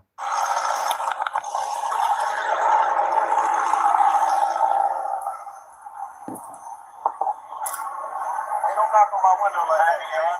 Don't knock on my Now, what I normally do is I roll my window. I just roll my window down out the rip. You feel me? Tyreek Hill could have avoided that little confrontation right there by just having his window down already. You know the protocol. License, registration. You know what I mean? You know the protocol. You have your seatbelt on. Don't knock on my window. Why don't you have your seatbelt on? Knock on my window like that, though. Like what? Don't knock on my window like that. Why you have it up? Don't knock on my window like that. Why you have it up? I have to knock to let you know I'm here. Don't knock on my window. Now we can lower here and talk to you. Give me my ticket, bro, so I can go. I'm gonna be late, gang. Do what you gotta do. Keep it down. Hey. Y'all can't do nothing like you supposed to. Why? Bro, you the one speeding. You just gotta be a good old boy, fuck around with him. Don't knock on my window like that, bro. Don't knock on my window. What? They should have the window down. Get your job and get out of here. What? That ain't how traffic stop work, bro. Now, Tyreek Hill made mistakes. You're probably going so fast you're criminally speeding, which is a crime. They can arrest you and put you in jail. And you roll the window down and you roll the window back up. Why you said they can arrest you and put you in jail for speeding? You roll the window down and like, yo, get the fuck out of here, yo. You're probably going so fast you're criminally speeding, which is a crime. They can arrest you and put you in jail. Now he's speculating. There he goes speculating again. You're probably going so fast, which is criminally speeding. Yo, that man wasn't going that goddamn fast. You feel me? Yo, he wasn't going that fucking fast, yo. That man played. If you look at how he was riding compared to the other cars, he might have been going 20, 30 miles faster than the other cars. He wasn't going no motherfucking 100 miles an hour. And you roll the window down and you roll the window back up. Why you mad at them because you speed? Don't knock on my window like you roll the window. You don't have to have all you gotta do is have your window cracked. Now Tyreek Hill could have waited until he turned around and rolled his window back up if that's what he wanted to do. But I think it make more sense, because you got police killing people to just keep the window down. It make more sense to just keep it down. Roll your window down. Why you roll your window up when they come next to you and you get mad because they knock on your window? And then they go do it. You roll your window up. And driving without a seatbelt on. God, black people. What you mean pro-criminal talk? No, it doesn't what? What you talking about? High by? You gotta explain that, yo. You're not saying nothing. Oh, hell yeah. You ain't lying. They definitely do. They definitely do. I just seen some shit online last night. White guy was leaning on a cop. Called him all type of fuck boys and back up out my driveway. My wife ready to pull up. Linked on him, talked to him real greasy. Yo, did I make any excuse for Tyreek Hill? I said it was best for him to keep the window down. What excuse did I say, hi bye? I said it made more sense to keep his window down. Now, if he wanted to roll it up, he should have waited till the officer walked off. What excuse did I make? Please tell me. I think I'm being all the way honest.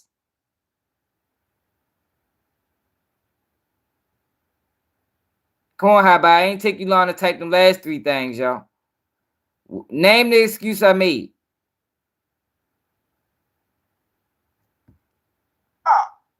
Why y'all always gotta be silly, bro? You work hundreds of millions of dollars and you stupid. You ride without a seatbelt on. In a McLaren flying, you get in a wreck, you dead.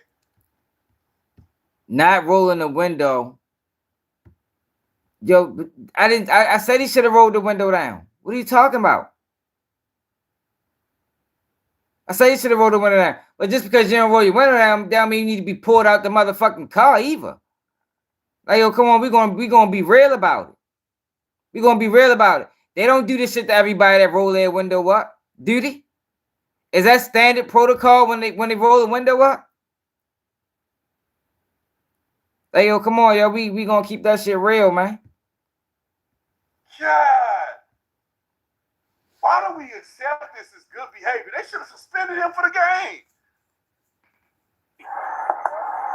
Keep your window down.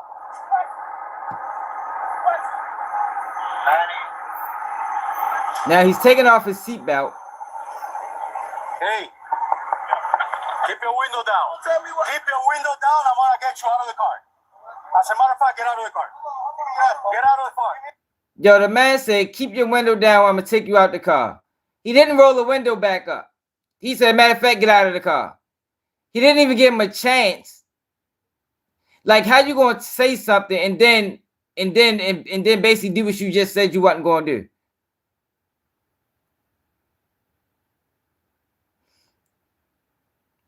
So these officers not being assholes? He wasn't being an asshole by knocking on his window?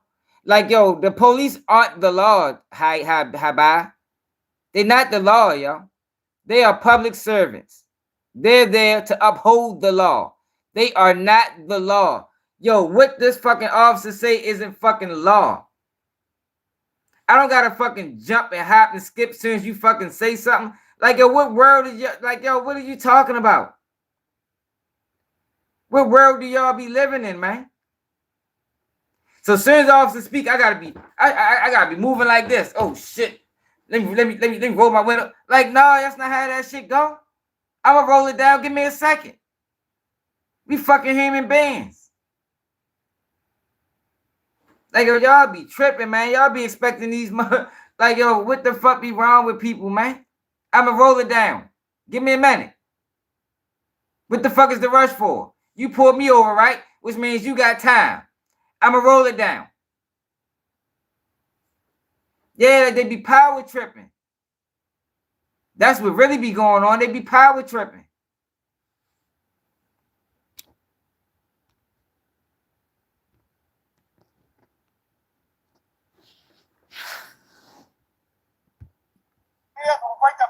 Get out of the car. Get out of the car right now. We're not playing this game. Get out. Get out. Get out. Get out. Yo, this fucking look like I'm in my fucking living room. I'm down in the basement. This is the basement. Look. It's a bathroom. It's a fireplace. The fuck is you talking about, man? Shut your dumb ass up.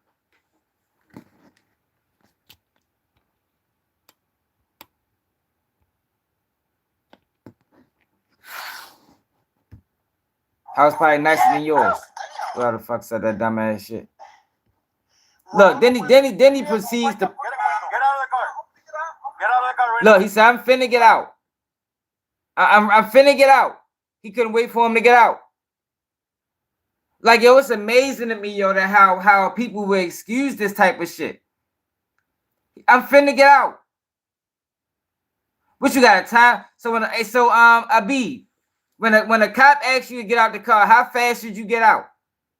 Should you just jump through the window? Do you have time to unfasten your seatbelt? Can you grab your phone? Like, yo, what can you do when the officer asks you to get out?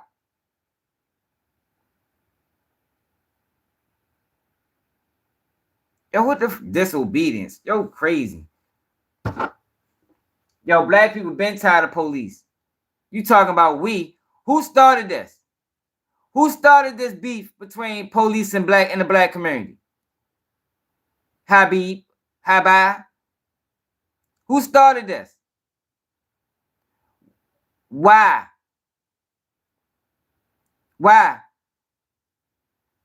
What is the history between black? Hold on. Yo, do we gotta go do a history lesson? Do we gotta go to a history lesson? I think we gotta go to a history lesson, y'all. Then we're gonna go back to the video.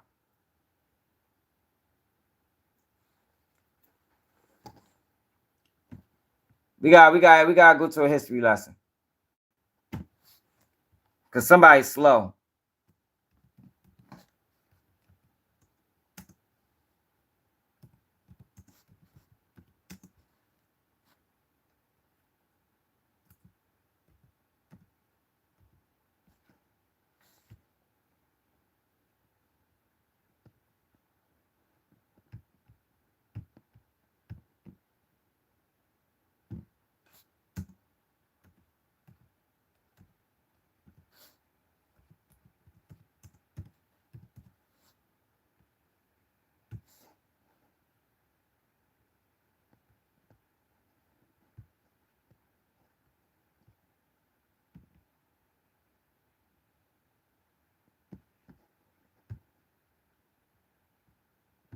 Let's see how this started. In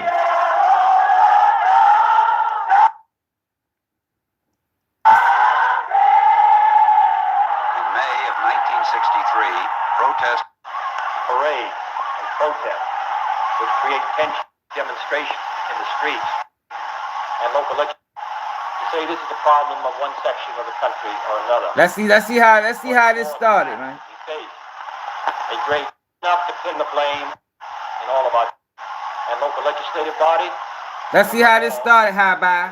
Where you at? Oh, y'all kicked him out? It is not enough to pin the blame on others. This is how this started, y'all. Look at that. Or to pour the facts we face. It never got better from that. Nothing ever changed from this. Our obligation is to So don't sit back and act like black people started that shit. They started it. They started the shit. Look, those who act boldly check them out. are recognizing right as well as reality. Check it out, y'all. This is one country. It has become one country because all of us and all the people. Look at that. Tanks coming through the hood. Chance to develop their talent. We cannot say to 10% of the population, you can't have that right. Check them out. Your children can't have the chance to develop whatever talents they have. That's the only way that they're going They to get started the this right shit, man. to go in the Not gonna streets. act like black people just be disrespecting the fucking police for no fucking reason. Look at that shit. She's spraying it with the fucking water hose. Look. Come on, y'all. Stop playing with me over here, y'all. Y'all act like, y'all ain't talking to no fucking anybody. Know what the fuck I be talking about? They started this shit. So ask them why the fuck was they doing that. Don't ask us why the fuck we don't like them or why we disrespect them. We disrespect them because they disrespect us. Fuck you think this shit is? You give respect, you get respect.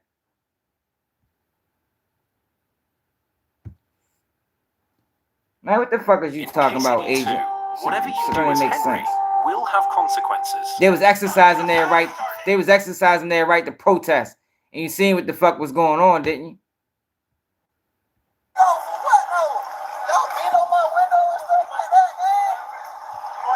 Damn, this is not the video. Hold up. Like, I can't stand people who come over here and they don't be knowing shit. The fuck?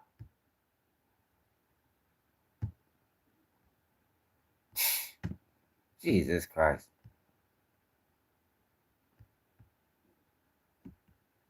Come over, this motherfucker don't know nothing. Just talking. I don't give a fuck about George Floyd. We're not playing this game. Get out. George Floyd was Get a out. play. Get out. Grabbed the man all out the car. He said, hold up. Get out of the car. He said, hold up.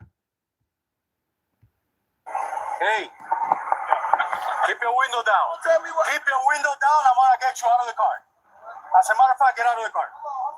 Get out of the car. Get out of the car. Get out of the car right He said, I'm finna get out. We're not playing this game. Get out. Get out. Get out. Soon as he unlocked the door, he just grabs him. Like, yo, this is way too aggressive. Y'all know Tyreek Hill unlocked that door, right? Which means he was getting out the car. It wasn't no need for him to grab this man like that. No need. Let's see what old cornball say. Get out. Play this game. Get out. Get out. Get out. Look. Look at him. Roll the window down, or we gonna make you get out the car. No, he didn't say none of that. He said, all right, give me a minute. The man said, roll the window down, I'm gonna make you get out the car. And right after he said that, he said, matter of fact, get out. He said, all right, give me a minute. He unlocked this door and the nigga grabbed him out the fucking car. But you let this clown talk about it to his million white people that probably watch this shit, that believes everything he believes. Like, these are the niggas that make shit hard, yo. These are the people that make it hard to be one and to come together as people. They sow division by telling people what they already believe.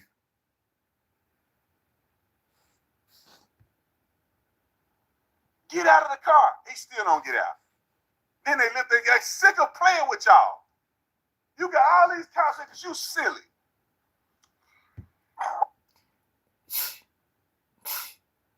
I'm gonna let it keep playing. And when I said at the beginning of the video, I said white, man. That's like all them Mexicans. And it ain't no goddamn difference. It ain't no goddamn difference. When they got that fucking uniform, when they got on this uniform, they can be fucking black. It ain't got nothing to do with their race. It's the uniform. It's the uniform. Somebody, instead of listening to what the cops say, bro, you an NFL superstar. You can afford a speeding ticket. God dang. Just get the ticket, bro. Roll your window down. Yes, sir. Sorry, man, I'm late to my NFL game. Why do a nigga gotta conform like that though? Maybe that's what the fuck you do. Why I gotta be all that? Why, yo, yes sir, no sir, man, yo, you can talk to the police like you talk, yo. I talk to the police just like I talk to anybody else, yo, and I don't never have problems with them. But why are they trying to sow this old submissive ass shit? Nah, yo, that ain't who yo is. Why he gotta be submissive? Them niggas wasn't submissive. They was aggressive as a bitch from the start to the finish. Them cops would have probably been like, all right, bro, here's a warning. Get up out of here, man. You need to drive safe. You're going through this construction zone or wherever it was. But no, he can't. Now he making it a construction zone. There's no proof that it was even a construction zone. He making up his own narratives, y'all, to make it worse than it really was. He's trying to make Tyreek Hill look worse than it really was, so he's creating his own narrative. I'm telling you, that's why he showed up. I'm getting arrested, bro. I'm getting up, bro. God damn, when we tell you to do something, you do it. You understand? You understand? Not when you want, but when we tell you. You hear that? You hear that? What I tell you? They think they are the law. Nah, brother, you a public servant. For real, you really work for him. You are a public servant. Your job is to uphold the law. You are not the law. I don't have to, it don't go that way. When I say something, you listen. Who the fuck is you? That is not a healthy, that is not a healthy relationship, yo. That is not a healthy way to communicate to the people. What I say goes. Nah, bro, that's not how that shit go, my nigga. The man said he was getting out. You couldn't wait. Now, I can see if he took a minute to get out the car. But the minute he said, I'm getting out, he was getting out, and y'all pulled him out the bitch. You're a little fucking confused. I'm getting out, bro. Too late. Too late. All right, bro. Take too late. Hell, bro. Do what you gotta do. We are. We will. Good, bro. It is good. Hey. Don't worry about it. I hung up the phone. You stop crying. Bro. They sick of y'all, bro. They sick of y'all. They sick of y'all. And then you know what? I see my teammate getting arrested. He black. It must be something wrong. I see my teammate getting arrested. He black. It must be something wrong. Yo, why, yo? Like, yo, who creates these people, yo? Like, oh, these are the worst of the worst of the worst. Yo, I think Calais Campbell would have pulled over if it was any one of his fucking teammates. I think most of their teammates would have pulled over if it was any one of his teammates. It ain't got shit to do with him being black. Nothing. Ain't got nothing to do with him being black. It's his teammate. They got a game today. You want to make sure he's straight. And you should do that. And the reason why you would do that, because you know how these motherfuckers get. We done seen these police do illegal things our whole lives. But he wouldn't know that. Because he don't identify to the community. He probably never lived in the fucking community. If he was, he stayed in the fucking house because he was scared to death to come outside. But you speaking on things that you know nothing about. And your voice is too loud. Your voice is too loud. Only angle you know is of the angle of the police officer. You don't know the angle of the citizen. You don't know the angle of the black man in America.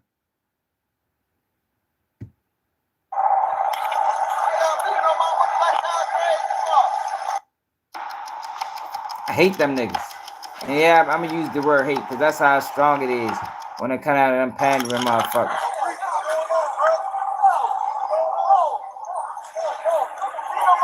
And then they pull over talking trash. Like, I just black people, stop. Well, who raising y'all? You work millions of dollars. Can you have decorum? Look, man, pull over to the side of the road and get out like you got some sense, and maybe the cops will have a conversation with you. But you, no, bro, what y'all doing to him? What you think they doing to him? That comes from years of mistreatment by the police. They created that. That's what he don't understand. They created that by them videos I just showed you and by the millions of videos we ain't never seen. The videos that play back in our mind every motherfucking day or whenever. They created that. And in order to fix that, the police gotta put the olive branch out first because they're the ones that created the problem. You can't expect us to fix a problem that they created. They gotta create. They gotta extend the olive branch. Goofy ass nigga. You know he's speeding in that car. Y'all probably rode in the car together when he punching and going 150. No, bro. You know he late to practice. All y'all probably late. God, why can't? I ain't do nothing, twin.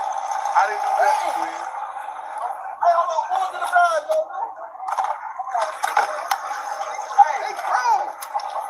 I can't believe 1 million people watch this bullshit. I'm mad Trap Star sent it to me. Here you go.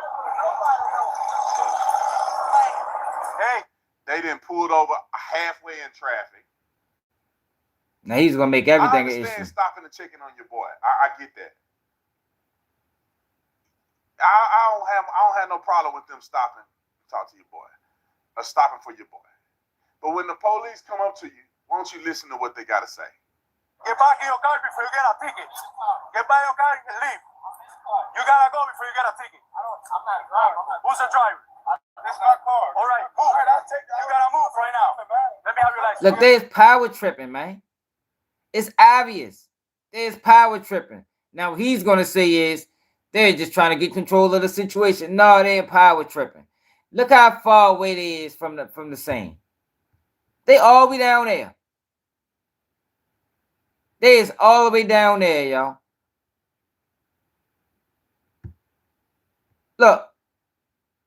Look how far they had to go to see what the fuck. Look how far that is.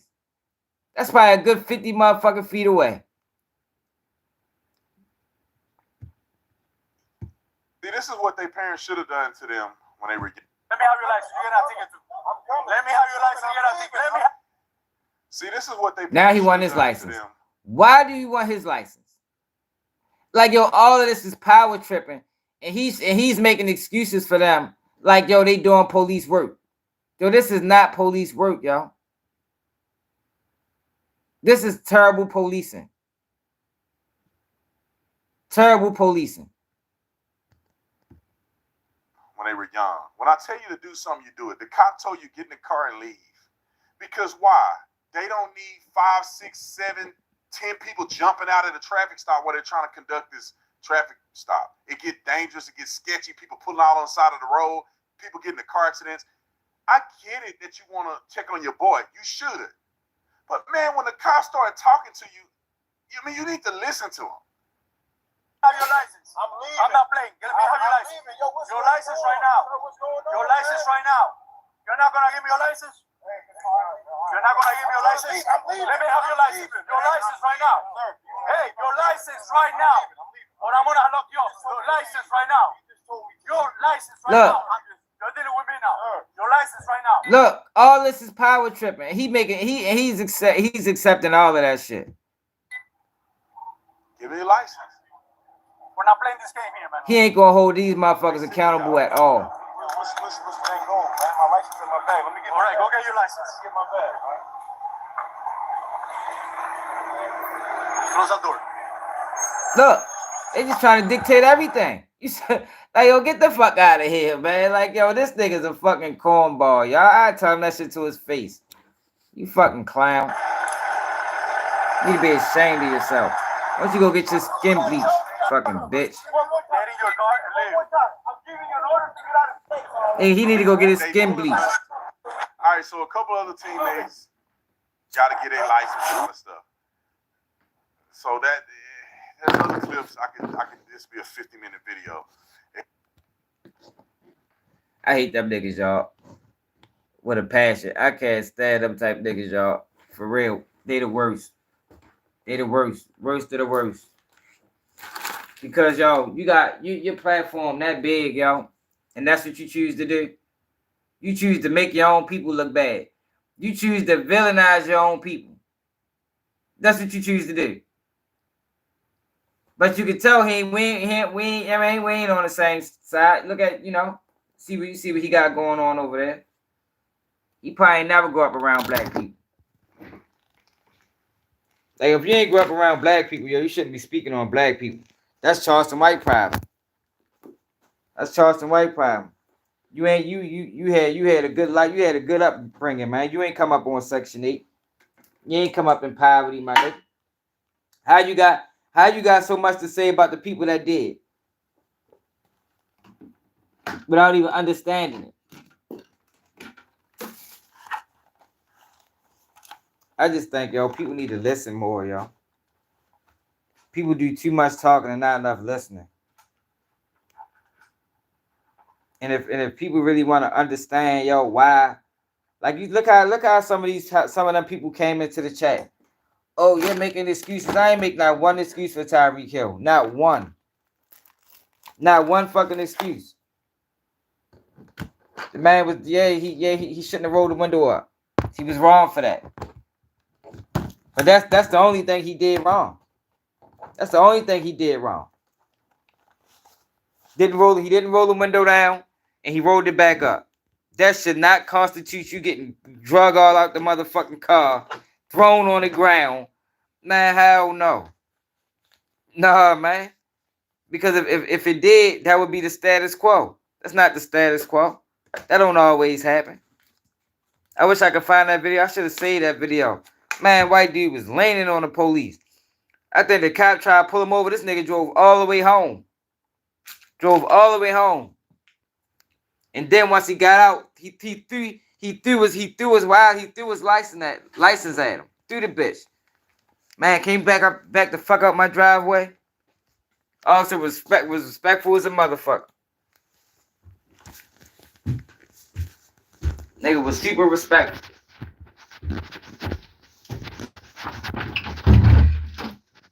Niggas be wild though, man.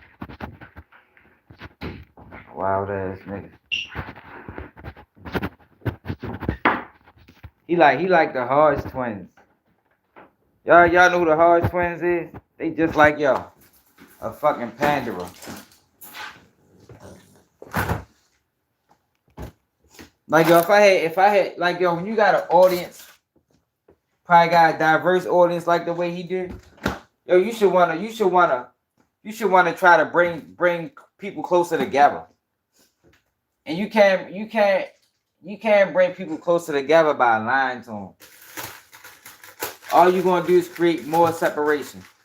Like, imagine being a white person, right? Imagine being a white person that already thinks the worst of black people and watching that video. All you getting is confirmation. Look, I knew that's how they was. Their own kinds talking about it. I fucking knew it. They're pieces of shit. That's how you get comments when people say, well, you need to get a job and all that stupid ass shit. That's where them comments from, man. It come from those type of black people putting out that type of rhetoric, and it feeds the narrative of shit that ain't true.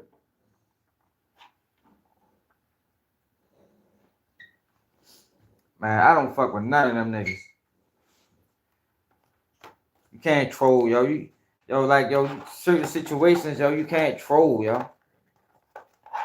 The race relationship in America, shit. The race relationship in America is not to be trolled. People have died behind that shit. You can't troll that.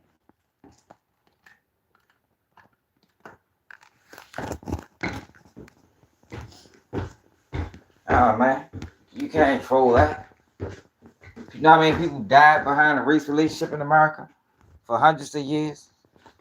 It's not nothing to troll about. It's either you tell the truth or don't talk about the shit at all. Like, I don't know, y'all. I'm just different, y'all. I ain't with a whole lot of games. You know, we can laugh and joke, yo, but I ain't with the games. These motherfuckers be playing games.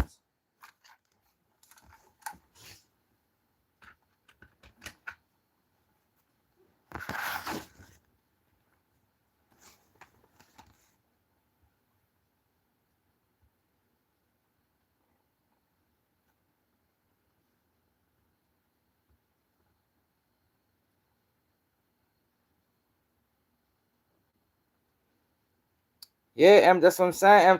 That's what it does do that. Because you feeding a dangerous narrative, and it's not even true. Like, that's why you got people to say, "Oh, black people, they just complaining." Niggas ain't complaining. Shit really fucked up. Shit really fucked up. Police really start treating you bad at a young age where we from. I mean, they really do. They really do pull you over. Say you fit the description of a suspect. What it used to. This shit just stopped probably 10 years ago. They really, 15, probably 20 years ago. These motherfuckers really pull you over. Say you fit the description of a motherfucking suspect. And whole time, don't give you no details or nothing. And just ride off. Just violated you. They was getting away with that shit for years. They did this shit so much we thought that shit was legal.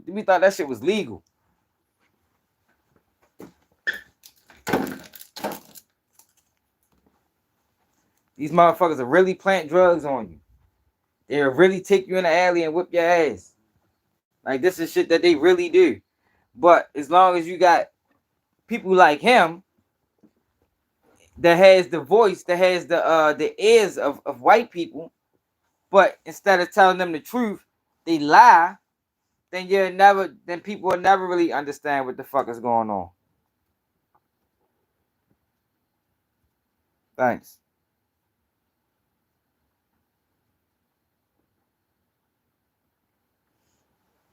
I'm from Baltimore, man. Only did one bit. That's it. My whole life. I ain't the type that go back and forth to jail in prison. I ain't been in jail in a long time. I've been home since 2009. It's motherfucking 2024. I've been home for 15 years.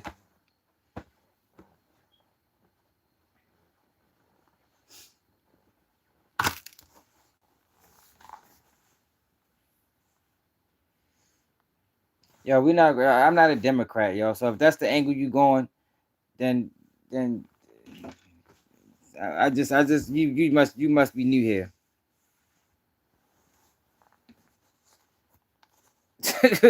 Yeah, man. See, that's another one. That's a stereotype, yo.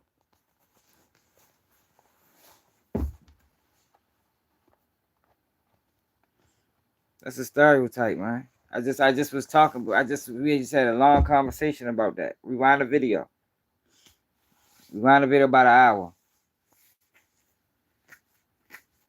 Yeah, but I'm tired of shit though, y'all. I appreciate everybody that tapped in, y'all. Make sure y'all subscribe to the channel if you're new. Like I said, you can donate to the platform if you want. Cash App at the bottom of the screen. Baltimore swag. Yeah, man. I talk against that shit, man. I just be trying to tell the truth, man. It's not enough truth being told.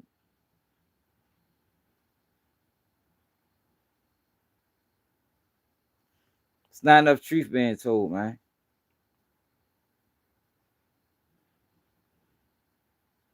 What the fuck is that? Like, motherfuckers, it's a whole bunch of lies. Whole bunch of lies. Whole bunch of manipulation. A whole bunch of pandering for profit. And that shit dangerous. You know, niggas, people that move like that selling out. They selling out. They pushing the agenda. And all it's doing is pushing people further apart. Because in reality, the urban black and the rural white share a lot of the same views about politics, about the world, about how they see things. But what happens is we're so far separated, and you got all these people playing the middle, that we'll never know that, because the chances are we'll never be in the same place at the same time to even have a conversation. So you had so many people. It's money in playing the middle, y'all. That's why so many people play it.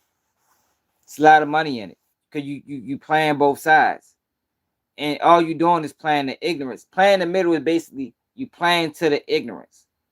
You playing to the ignorance of these people, and you playing to the ignorance of these people, and you make it and you monetizing off of both. That's how motherfuckers getting rich.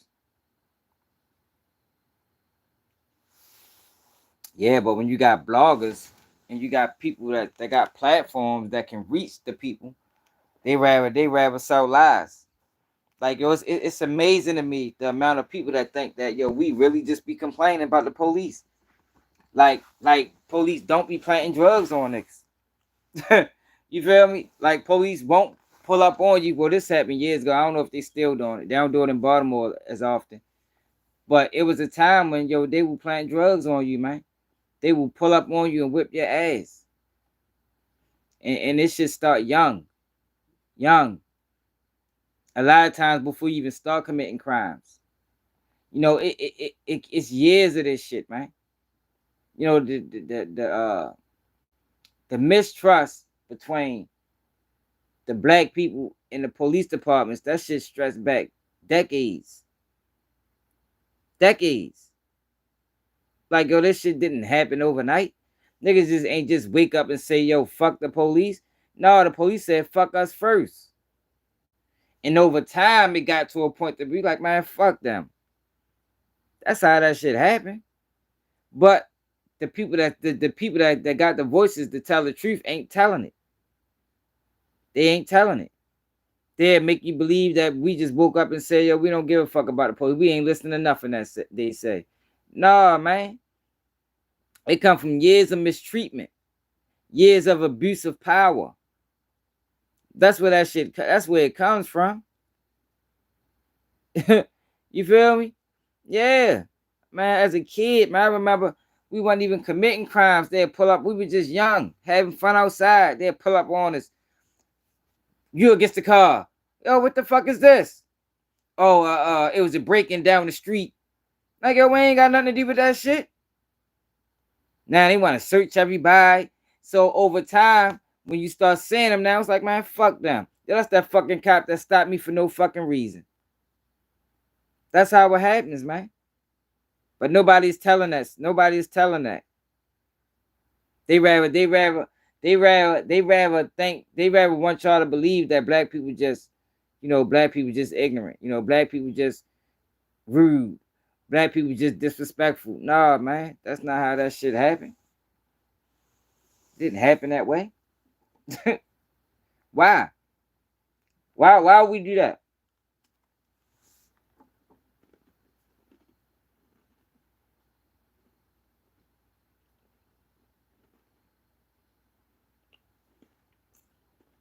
What would be the benefit?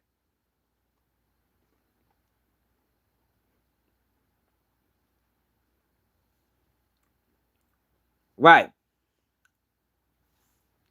No. I remember they used to lock motherfuckers up. I remember they used to lock people up. I remember they used to lock people up for just saying the wrong thing to them. That's against freedom of speech. If you say the wrong thing, they will lock you up for that shit. Call them a bitch. You going to jail. Yeah, but that's against your rights. Look up when you get a chance. For people that don't think I'm lying, look up the police decree in Baltimore. Look up what the FBI when they investigated the Baltimore Police Department. Look up what they found. They found years of mistreatment.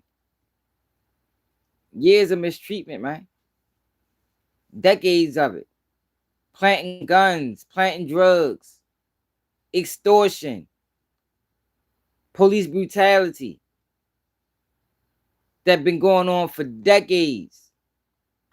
And it's like that everywhere. For real. Evelyn. And it took a while to get that way. I'm the same way. It took them a while. It took a while to get that way, but that they did that. We didn't do that. It took us a while to say, man, fuck them. They broke the trust first. Yeah, they traumatized the entire community. Let me see if I can find something. Let me see if I can find something that can read it. I don't feel like reading the shit.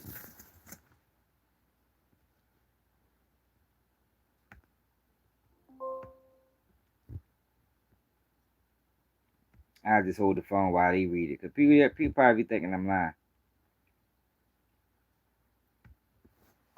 Baltimore FBI police decree. The probe uncovered a pattern of unconstitutional policing practices that especially affected Black residents. As a result of those findings, the department entered into a consent decree with federal prosecutors in 2017 that outlines a series of mandated reform measures.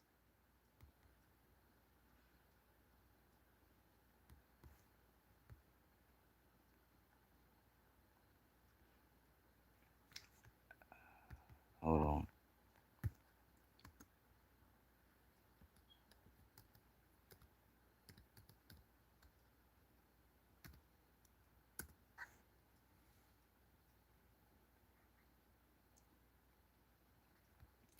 Now I can find something that can read it.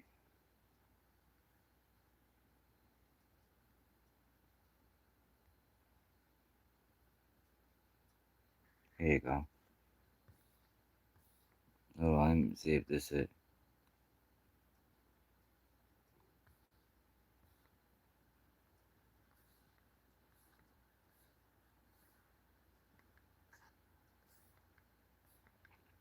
Nah, I'm trying to find something that can read it. Well, I can get my computer to read it.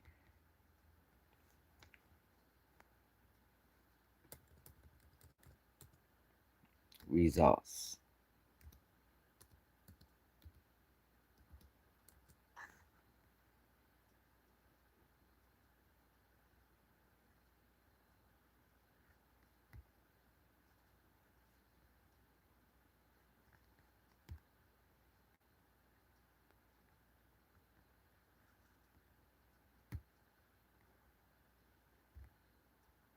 A first step. Federal judge agrees Baltimore police comply with 2 consent decree sections. Loading your audio article. Baltimore's policing consent decree was spurred in part by the death of Freddie Gray in 2015 following injuries he sustained while being transported in police custody. On Thursday, the department's work fixing those issues became its first step toward exiting federal oversight. Federal Judge James K. Bradar, the chief judge for the U.S. District of Maryland, who is overseeing the city's reforms, agreed with the city and federal government that the department had reached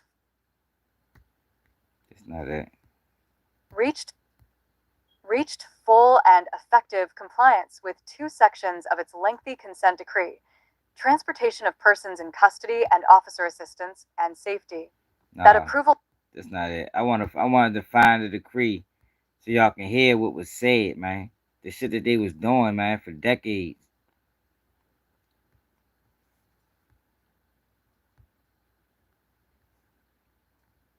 The shit that they was doing for decades and getting away with.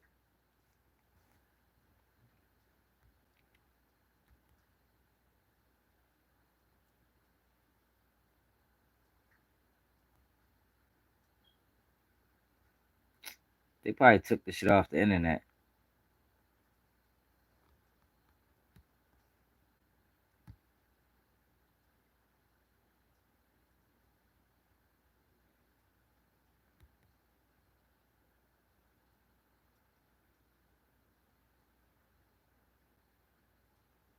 Community engagement. They probably took the shit off the fucking internet. Oversight. I want to see the findings.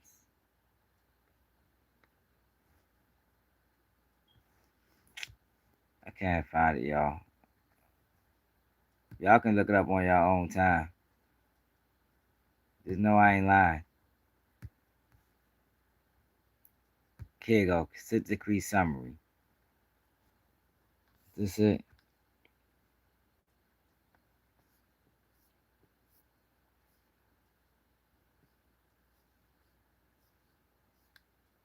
No, that's not it.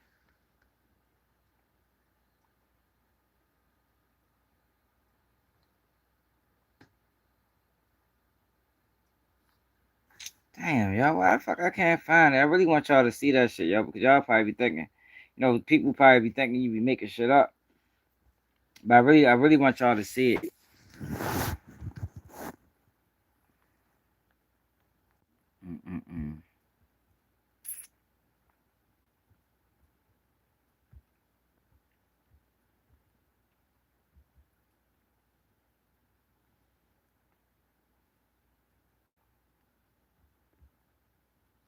Here you go. Here you go, right here. Baltimore Department, Civil Rights Findings, African American. The investigation revealed. Here you go, right here, y'all. Here you go. Listen to it.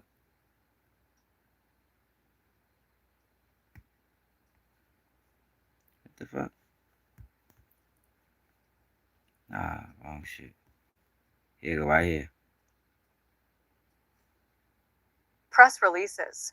Justice Department announces findings of investigation into Baltimore Police Department. Justice Department finds a pattern of civil rights violations by the Baltimore Police Department. The Justice Department announced today that it found reasonable cause to believe that the Baltimore City Police Department, BPD, engages in a pattern or practice of conduct that violates the First and Fourth Amendments of the Constitution as well as federal anti-discrimination laws. BPD makes stops, searches, and arrests without the required justification, uses enforcement strategies that unlawfully subject African Americans to disproportionate rates of stops, searches, and arrests, uses excessive force, and retaliates against individuals for their constitutionally protected expression. Listen to this. The pattern or practice results from systemic deficiencies that have persisted within BPD for many years and has exacerbated community distrust of the police, particularly in the African American community. The city and the department have also entered into an agreement in principle to work together with community input to create a federal court-enforceable consent decree addressing the deficiencies found during the investigation.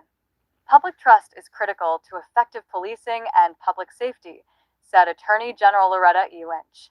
Our investigation found that Baltimore is a city where the bonds of trust have been broken, and that the Baltimore Police Department engaged in a pattern or practice of unlawful and unconstitutional conduct, ranging from the use of excessive force to unjustified stops, seizures, and arrests. Y'all hear that? The results of our investigation raise serious concerns, and in the days ahead, the Department of Justice will continue working tirelessly to ensure that all Baltimoreans enjoy the safety, security, and dignity they expect and deserve.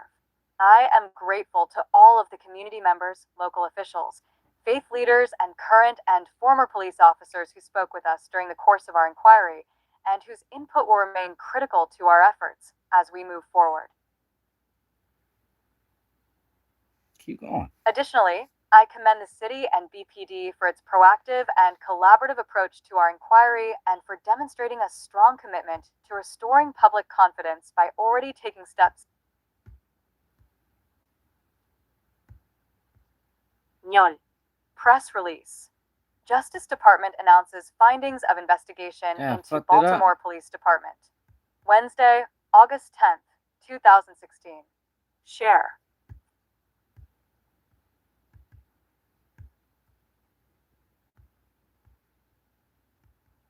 TBPD has engaged in a pattern or practice of serious violations of the U.S. Constitution and federal law that has disproportionately harmed Baltimore's African American community and eroded the public's trust in the police. Eroded the public's Principal trust. Deputy Assistant Attorney General Vanita Gupta, This happened all head over of the the United Civil States. Rights Division. The agency also fails to provide officers with the guidance, oversight, and resources they need to police safely, constitutionally, and effectively. In communities across America, even in communities where trust has been broken, we've seen transformative reform rebuild relationships and advance public safety. In the weeks ahead, as we negotiate our consent decree with the city, we will seek input from law enforcement and community members. With the city and commissioner's commitment to reform, I am optimistic that we will work to drive that same progress in Baltimore. Listen to this. We're going to start right in here. May 2000, the department found reasonable cause to believe that BPD engages in a pattern or practice of conducting stops, searches, and arrests without meeting the requirements of the Fourth searches, Amendment, and arrests. focusing enforcement strategies on African Americans, leading to severe and unjustified racial disparities in violation of Title VI of the Civil Rights Act and the Safe Streets Act, using unreasonable force in violation of the Fourth Amendment, interacting with individuals with mental health disabilities in a manner that violates the Americans with Disabilities Act, Look, and nobody's interfering with the right to free expression in violation of the First Amendment. The department also identified serious concerns about other BPD practices, including an inadequate response to reports of sexual assault, which may result, at least in part, from underlying gender bias. Another significant concern identified by the department was transport practices that place detainees at significant risk of harm. In the agreement in principle, both parties agreed that compliance with the consent decree will be reviewed by an Para Noticias en Español. That's all I press wanted. release. Justice Department announced. That's all I wanted to show y'all, man. It's an article that go way more into detail, and it names specific incidents and what the police did. So when you see black people having these interactions with police, know that it's history, y'all. It's history, and it's not something that we started. You know what I mean? We didn't start that shit. They started it, and if they wanted to get better, they're gonna have to fix it. So I shouldn't be here. Why do they act like that during traffic stops? Because fuck, they've been disrespecting us for years. We tired of it. Tired of it. But I'm ready to go though, y'all. Like I said, y'all appreciate everybody that tapped in. It's another day of KBG News. Salute to the presidential candidates. Salute to Kamala Harris, even though she ain't asked no questions. Salute to Donald Trump. He got to figure out his policies on what was that? On healthcare. You know, may the best person win. It's another day of KBG News, and I'm out.